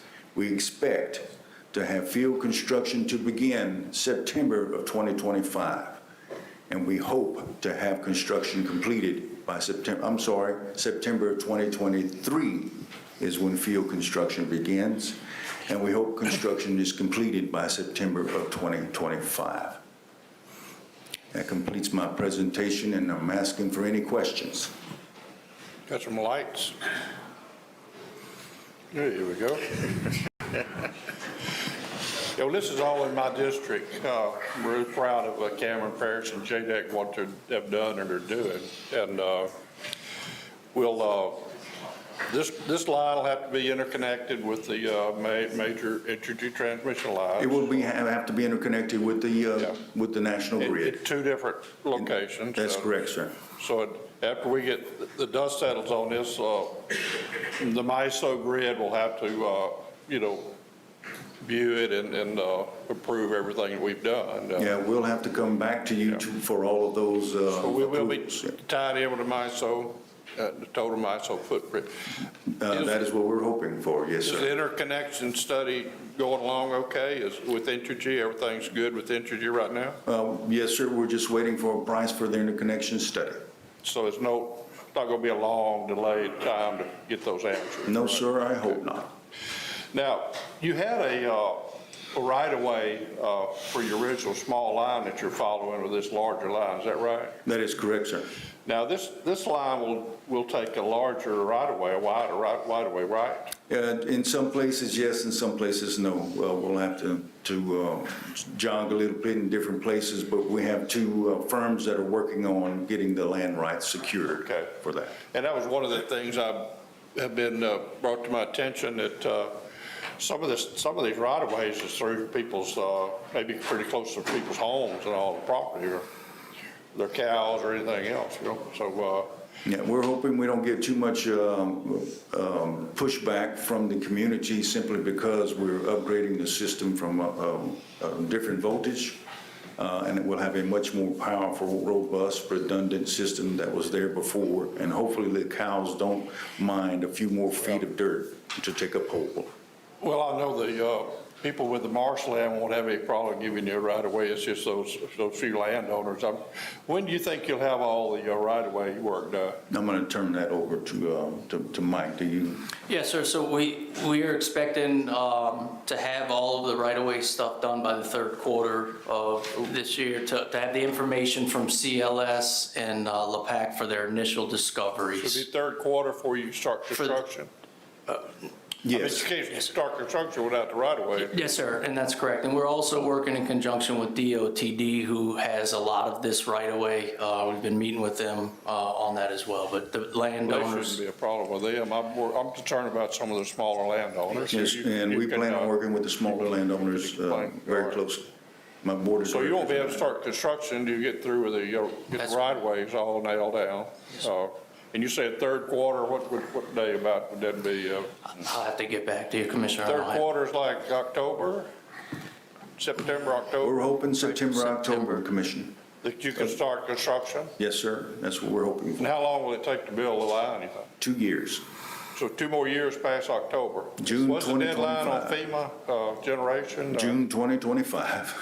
So we'll be pretty close. We're going to be close. Yes, sir. We're going to be close. We have issues with, as you know, materials and all those things. That's why we need to get started. And just so everybody understands, this will be all FEMA tax money. Be a few dollars of our Louisiana tax money. It's going to be the other 49 states too having to pay for it. And so we'll be following FEMA rules. Yes, sir. Checking the boxes and as we go along, and we got to make sure that you'll be responsible for keeping FEMA happy and keeping the FEMA money coming. Is that right? Yes, sir. And we have a meeting twice a week with them on these specific projects to keep that ball and that action alive. Yes, sir. And they have been having that for the past 2 years, two times a week calling FEMA. All right. you know, most of my friends and neighbors are always worried about what's the government going to do next as far as the money coming down. So we've got to make sure we do our part, keep FEMA happy, keep the money, keep those boxes checked. And it's really not any of the PSC's business right now, what FEMA wants done. It's FEMA money, and FEMA makes rules here about how we follow this project, right? And then we're not going to have to vote to approve anything as far as the commission goes at this time. Is that true? Is that right? As far as I know legally, I met Lauren is helping me on the legal side. Lauren, there's no action needed to be taken by the PSC right now to approve or disapprove of this project, is there? Lauren Evans on behalf of staff, and no commissioner, not today. Okay. Well, I want to ask y'all to give us a monthly report like this. It doesn't have to be really fancy, just give us a chance maybe to ask a question or two, and just a very brief report on how things are going. This is really a great thing for Southwest Louisiana, and I see the day where the Lake Charles Ship Channel is going to look like the Mississippi River with industry, and there's no way that we really could justify this 230 line today, but I think FEMA sees the future, thank goodness, and wanting to build a line like this to support and withstand these darn hurricanes, which are destroying our country, but we come back, you know, and so I think that's all the questions I have today. Lauren, we're good with all our legal views right now, aren't we? Yes, Commissioner, we are still waiting on some information from the company, but Kara and I are working together to get that done in an expedited fashion. And then we're working on the right-of-ways. We're doing good with interconnections with Entergy, and we've been talking to MISO, all the MISO folks. They're pretty well as experts on transmission lines and procedures and what we're going to need to do. So we just make sure we don't have any surprises that put us off and offend our people at FEMA with their money, okay? Yes, sir. All right, I'm through with that. Thank you. I just want to commend you all for this. This is ideal. And if you can help get $340 million for District 2, that would be awesome as well. And commend Commissioner Francis for his hard work on this. Thank you. This is outstanding. Thank you. Thank you, sir. You got something? Is this it? No, I'll just say, even though, From Lake Charles. even though this is not in my district, this is touching multiple members of my family and friends. As Commissioner Francis knows, I grew up in Lake Charles, and this area is. Shall we say go Pokes now? We should say go Pokes. Go Pokes. Sorry to anybody else in the oil system, but I appreciate all the work that you've been doing on this project, and I think it would help, especially in Southwest Louisiana, where we're seeing exponential growth in industry, which I think is something that sometimes we don't talk about enough, about the challenges that Southwest Louisiana will face. I did have just one quick question about the right-of-way and just what is your process on community engagement with this? Are you planning any town halls or just sessions to talk with the community about this? We have talking about a town hall, we've committed to give a report to the Cameron Parish Police Jury every other month about the progress of this particular project. Yeah, and I think we also went to Cameron Parish and the members down there at the beginning and have the council, police jury passed a resolution in support as well and asked the community. So we've been talking with them very openly about the plan and the project to the area. Perfect, because I think Commissioner Francis is right about landowners, and I just want to make sure that in the process we are including their voices and making sure they are aware of what's going on at every step of the way, because as you heard today, I care a lot about making sure the people are part of this process, so I commend you on that. Thank you for the opportunity. Thank you very much. Good job, thank you. Thank you. So also under Exhibit 11, under discussions, there's a discussion and presentation by Dr. Terrence Chambers, the Director of Energy Efficiency at Sustainable Energy Center at ULL, on utility scale solar technology and resources.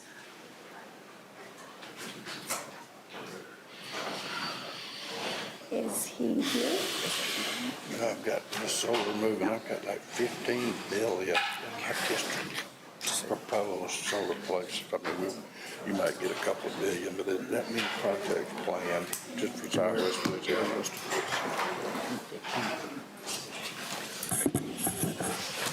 Thank you. Thank you for your patience. No, as well as, thank you.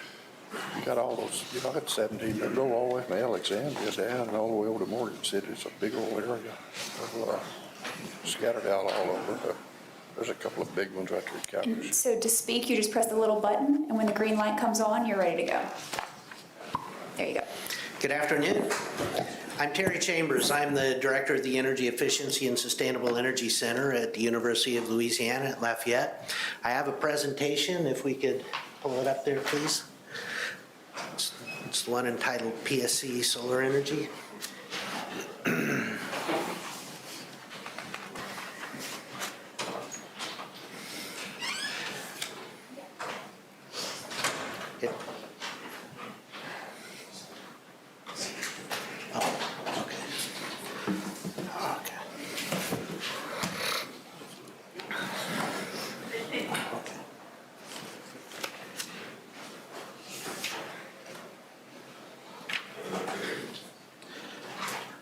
All right. I'll give you the bottom line up front, especially given the time. The university has tremendous resources to serve as a resource for you and for the members of the general public. We have wonderful solar energy research and testing and training facilities and many engaged faculty members who also have the expertise to help. The solar energy market has been rapidly changing, such that solar is now the cheapest form of new electrical power generation addition, and the market is very rapidly growing. But because it is not considered baseload generation, it will not completely replace traditional fuels anytime soon. Still, it can be an important part of our energy mix. There are some issues for solar in Louisiana. One of the main concerns, of course, is solar safe and effective? The answer is yes. When done properly, solar energy is safe and effective, and it is an important way that you can ensure that your ratepayers are able to receive low-cost and reliable electrical energy. There are serious and important concerns that various stakeholders, such as landholders and neighbors and farmers, have with regard to solar energy. But also there are a number of common concerns that have been circulating in the community that are nothing more than myths. And so a fair amount of my work seems to be myth busting. In terms of economic development, there's no major company that will relocate to Louisiana unless they can be assured that they will be able to meet their sustainability goals by having access to renewable energy. And another thing I'd like to mention is that we are an energy state. And renewable energy is just another type of energy, and there are lots and lots of jobs in renewable energy for Louisiana businesses and residents. And solar energy can also be a source of revenue for local governments. And finally, solar energy can be a meaningful way to help Louisiana meet its sustainability goals.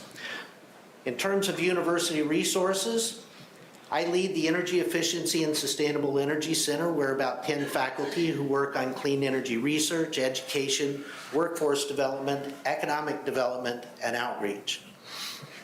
We have wonderful facilities. This facility here was commissioned in December of 2012 under a renewable energy docket from the Public Service Commission in partnership with CLECO Power.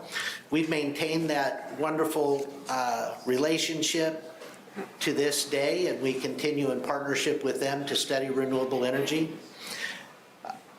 We also are currently upgrading that facility primarily with federal funds to become not only a microgrid test facility, but also a hydrogen test bed facility, so that companies who want to test renewable energy products can come to us and we can test those there, and we can help them develop new renewable energy products as well.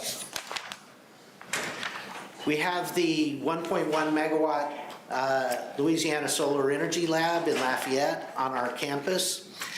That is a very powerful resource. And we have research and training test beds at the facility that allow, between all of those facilities, we're able to test how virtually every different type of solar technology works in Louisiana and report that to the public. We also do a lot of work to help companies develop new products that they could potentially sell into the market.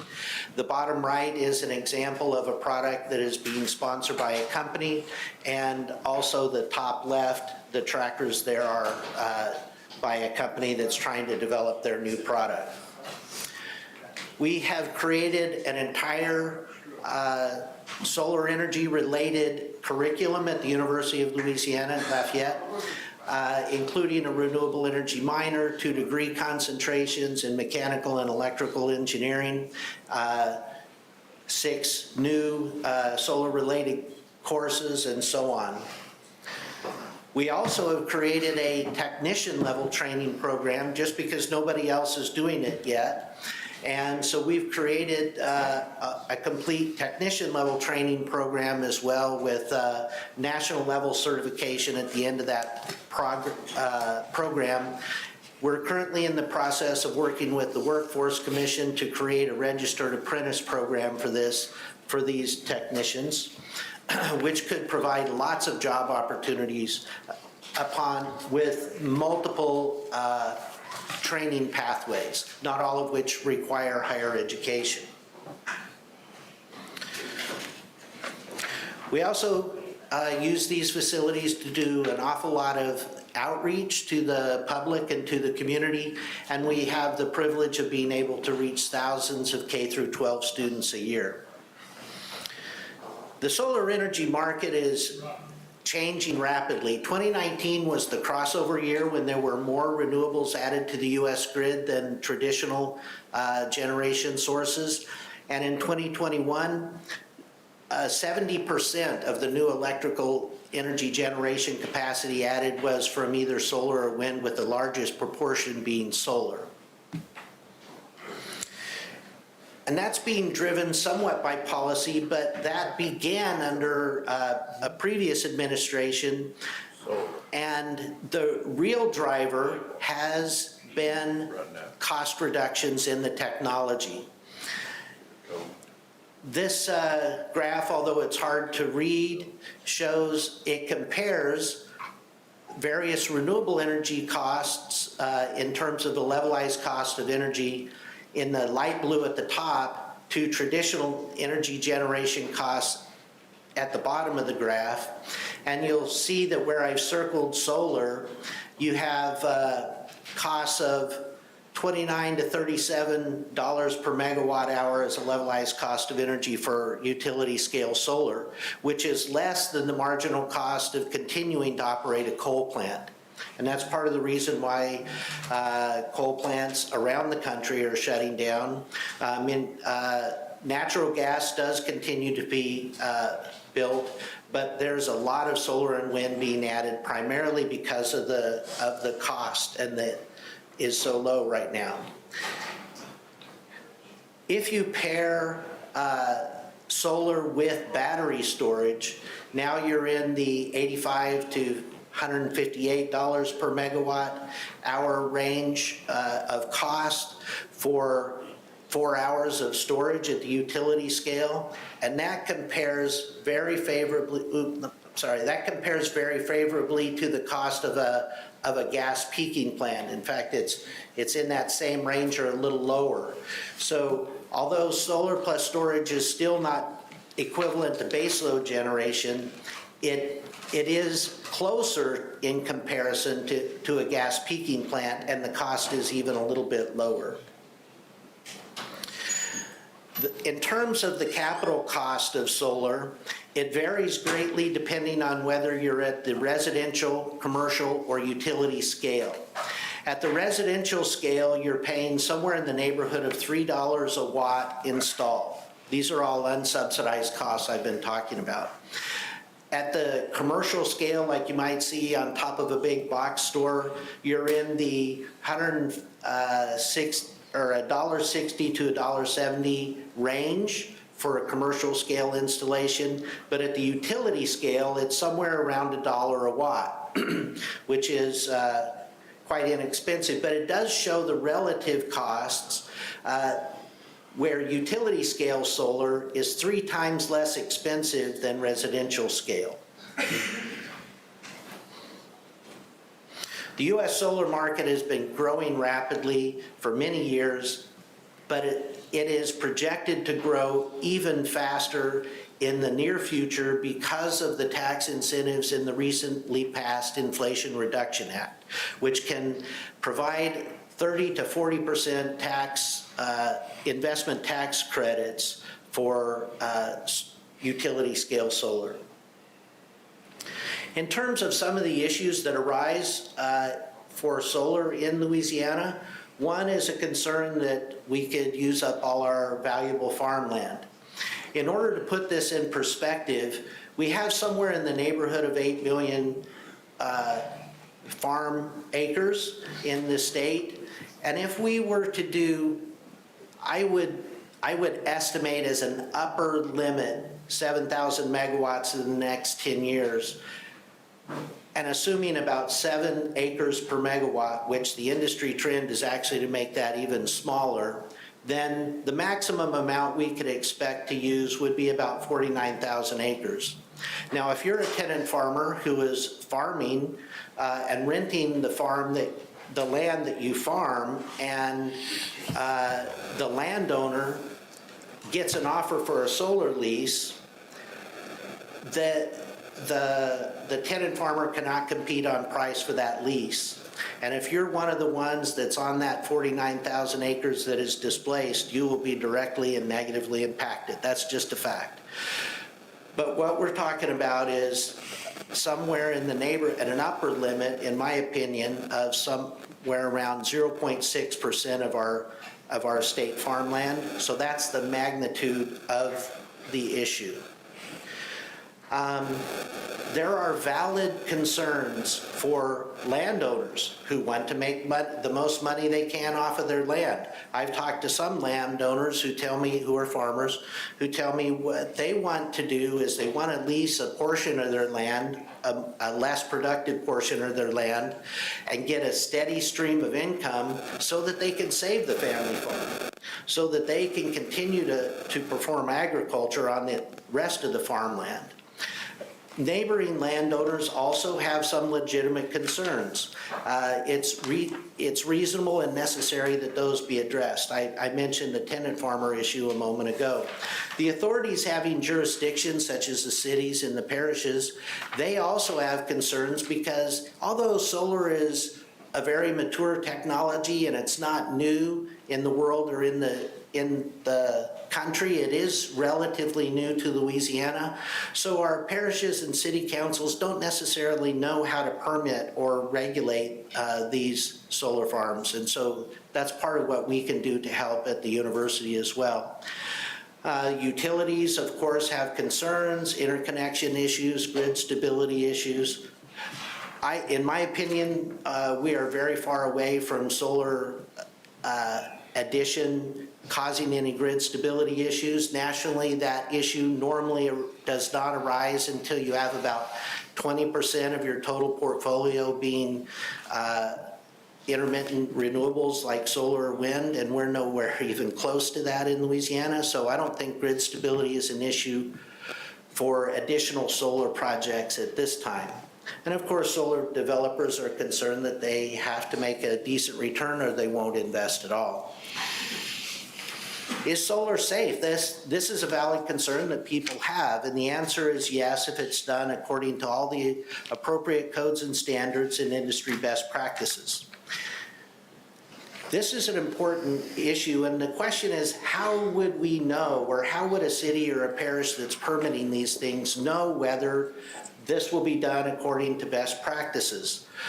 The Department of Natural Resources is leading an effort right now to develop a model solar ordinance for the state, and that will probably be published later this year. And when that happens, it will be providing guidance to the cities and parishes on what they can do, what they should say in terms of what they require the solar developer to do.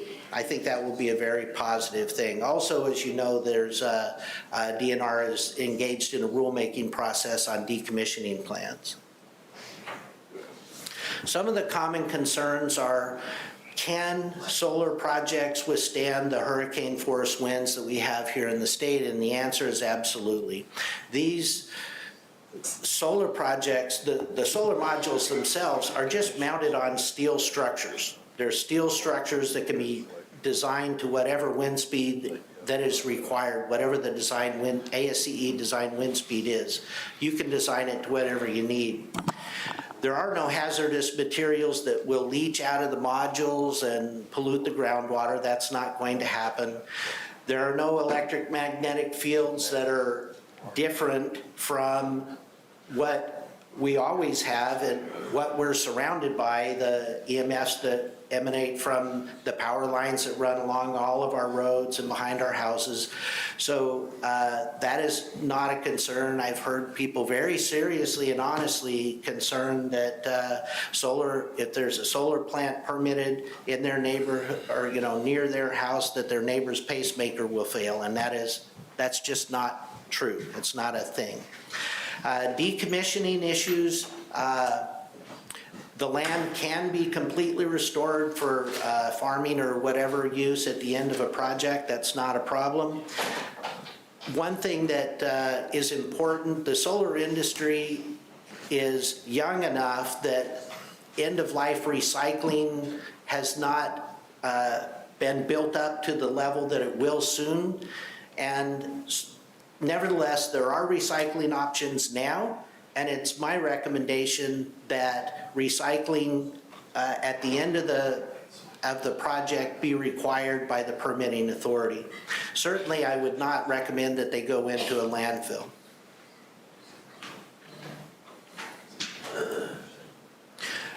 In terms of sound, they're very quiet and passive. Electric shock and arc flash risks are very similar to traditional energy equipment, such as transformers and so on. There's not very high fire hazards because most of the equipment is non-flammable. The bulk of a solar farm is just the steel structure on which you mount the modules. Property values, that's a very interesting and important issue. In general, national level studies, multiple national level studies have shown that in general there is no reduction in the nearby property values when a solar farm is located in a certain area. In terms of capacity factor, we actually just finished and published this study for fixed tilt solar modules in Louisiana for the 3 different major types of solar modules: polycrystalline silicon, monocrystalline silicon, and thin film. And capacity factors are in the 17 to 20% range, but much lower in the months of December and January. Now, at the utility scale, usually, rather than fixed tilt, usually you have single axis tracking systems which have a slightly higher capacity factor. But we haven't actually done that experiment yet. We just got our single axis tracking system and we'll be doing that experiment soon. In terms of economic development, I do believe that clean energy represents a very significant business opportunity for Louisiana. We're very good at traditional energy projects, and we have Louisiana companies that are making money across the whole value chain, and not just in Louisiana, but all around the world. Louisiana workers go all around the world and do renewable, or do traditional energy projects right now, and there's no reason we can't do that for clean energy projects as well. And for everything that we do in the traditional energy industry, such as financing, project development, landman activities, there's an equivalent in the clean energy economy as well.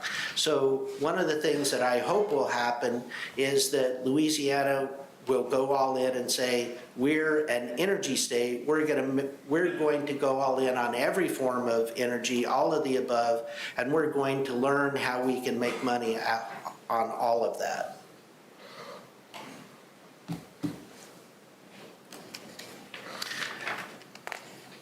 And I think we can do that all across the value chain.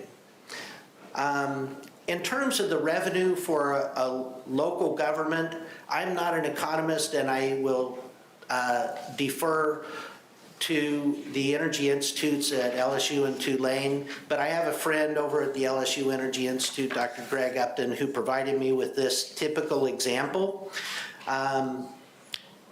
In terms of the economic impact of a utility scale solar farm in a particular, just a kind of a typical 50 megawatt solar farm, if it took 350 acres at average property taxes for the state and 80% ITEP for 10 years, at $1 a watt, you're talking about a $50 million initial investment, and property taxes would be around $150K the first year, declining to $80K in year 10, but then it jumps up to about $350K a year in year 11, declining to $20K a year in year 20 due to depreciation, and then it would stay at about $220K a year for years 21 to 30, which is a typical life of a project. So there can be a significant revenue increase for the parish or the city where the project is located. And because the solar farm is very passive and there are very few people that actually have to be there to operate and maintain it, it really doesn't require any additional services like roads, drainage, or police or fire. And in fact, in terms of the roads and drainage, you can put that on the solar developer on the front end instead of having the parish pick it up all along.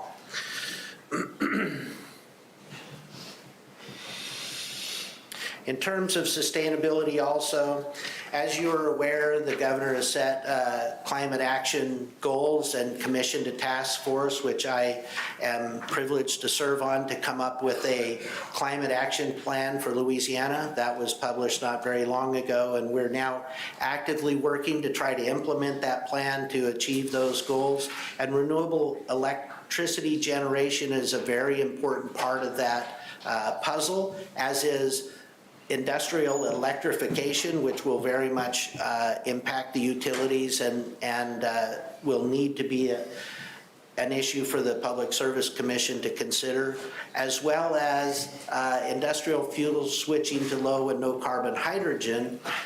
If hydrogen is being generated from electricity and electrolysis, then that will increase the load on the grid. And so that is an issue to be considered as well.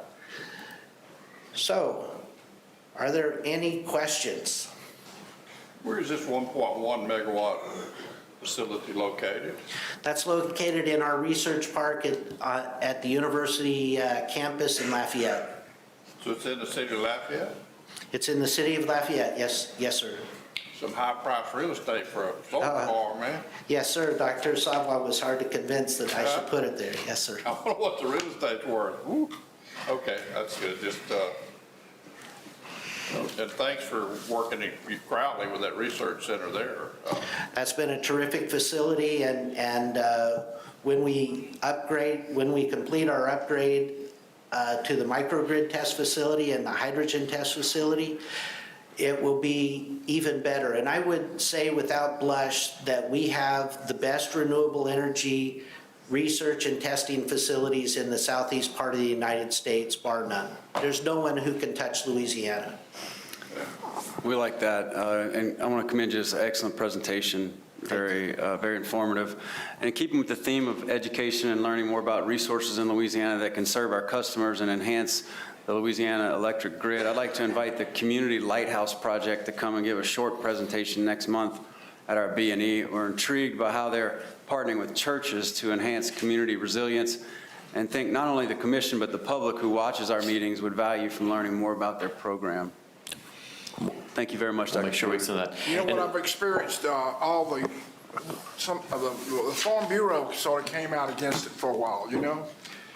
And I had several farmers call me, and the only people really against it are the people who are not getting a solar farm.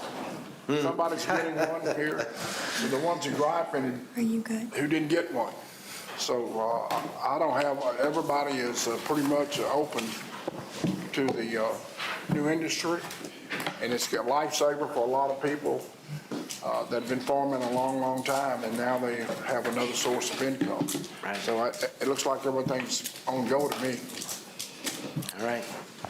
And I wanted to echo something that Commissioner Francis was talking about, the facilities. Dr. Chambers and I talked about a month or so ago, and we'll circle back, but he's made it available to us to do tours of all the hydrogen facilities, the solar, the wind, et cetera. So staff and commissioners, your staffs as well, we'll set something up to go do some viewing and tours.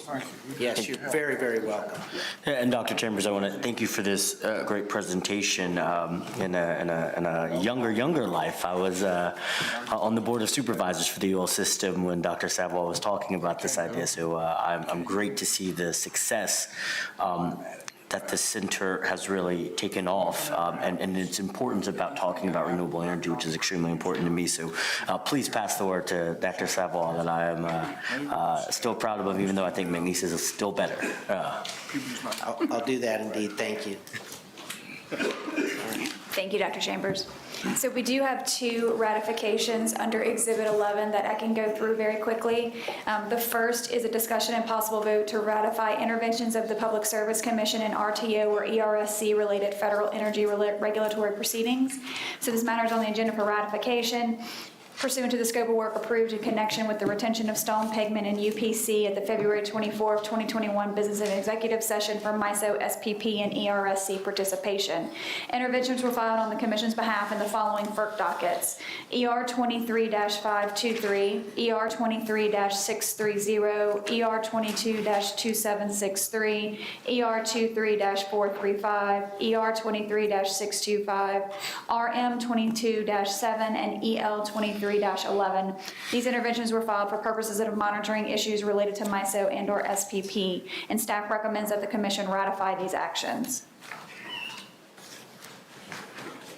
Got a motion? I'll make the motion to ratify. I'll second. So motion by Commissioner Campbell, seconded by Commissioner Lewis. Any opposition? Great.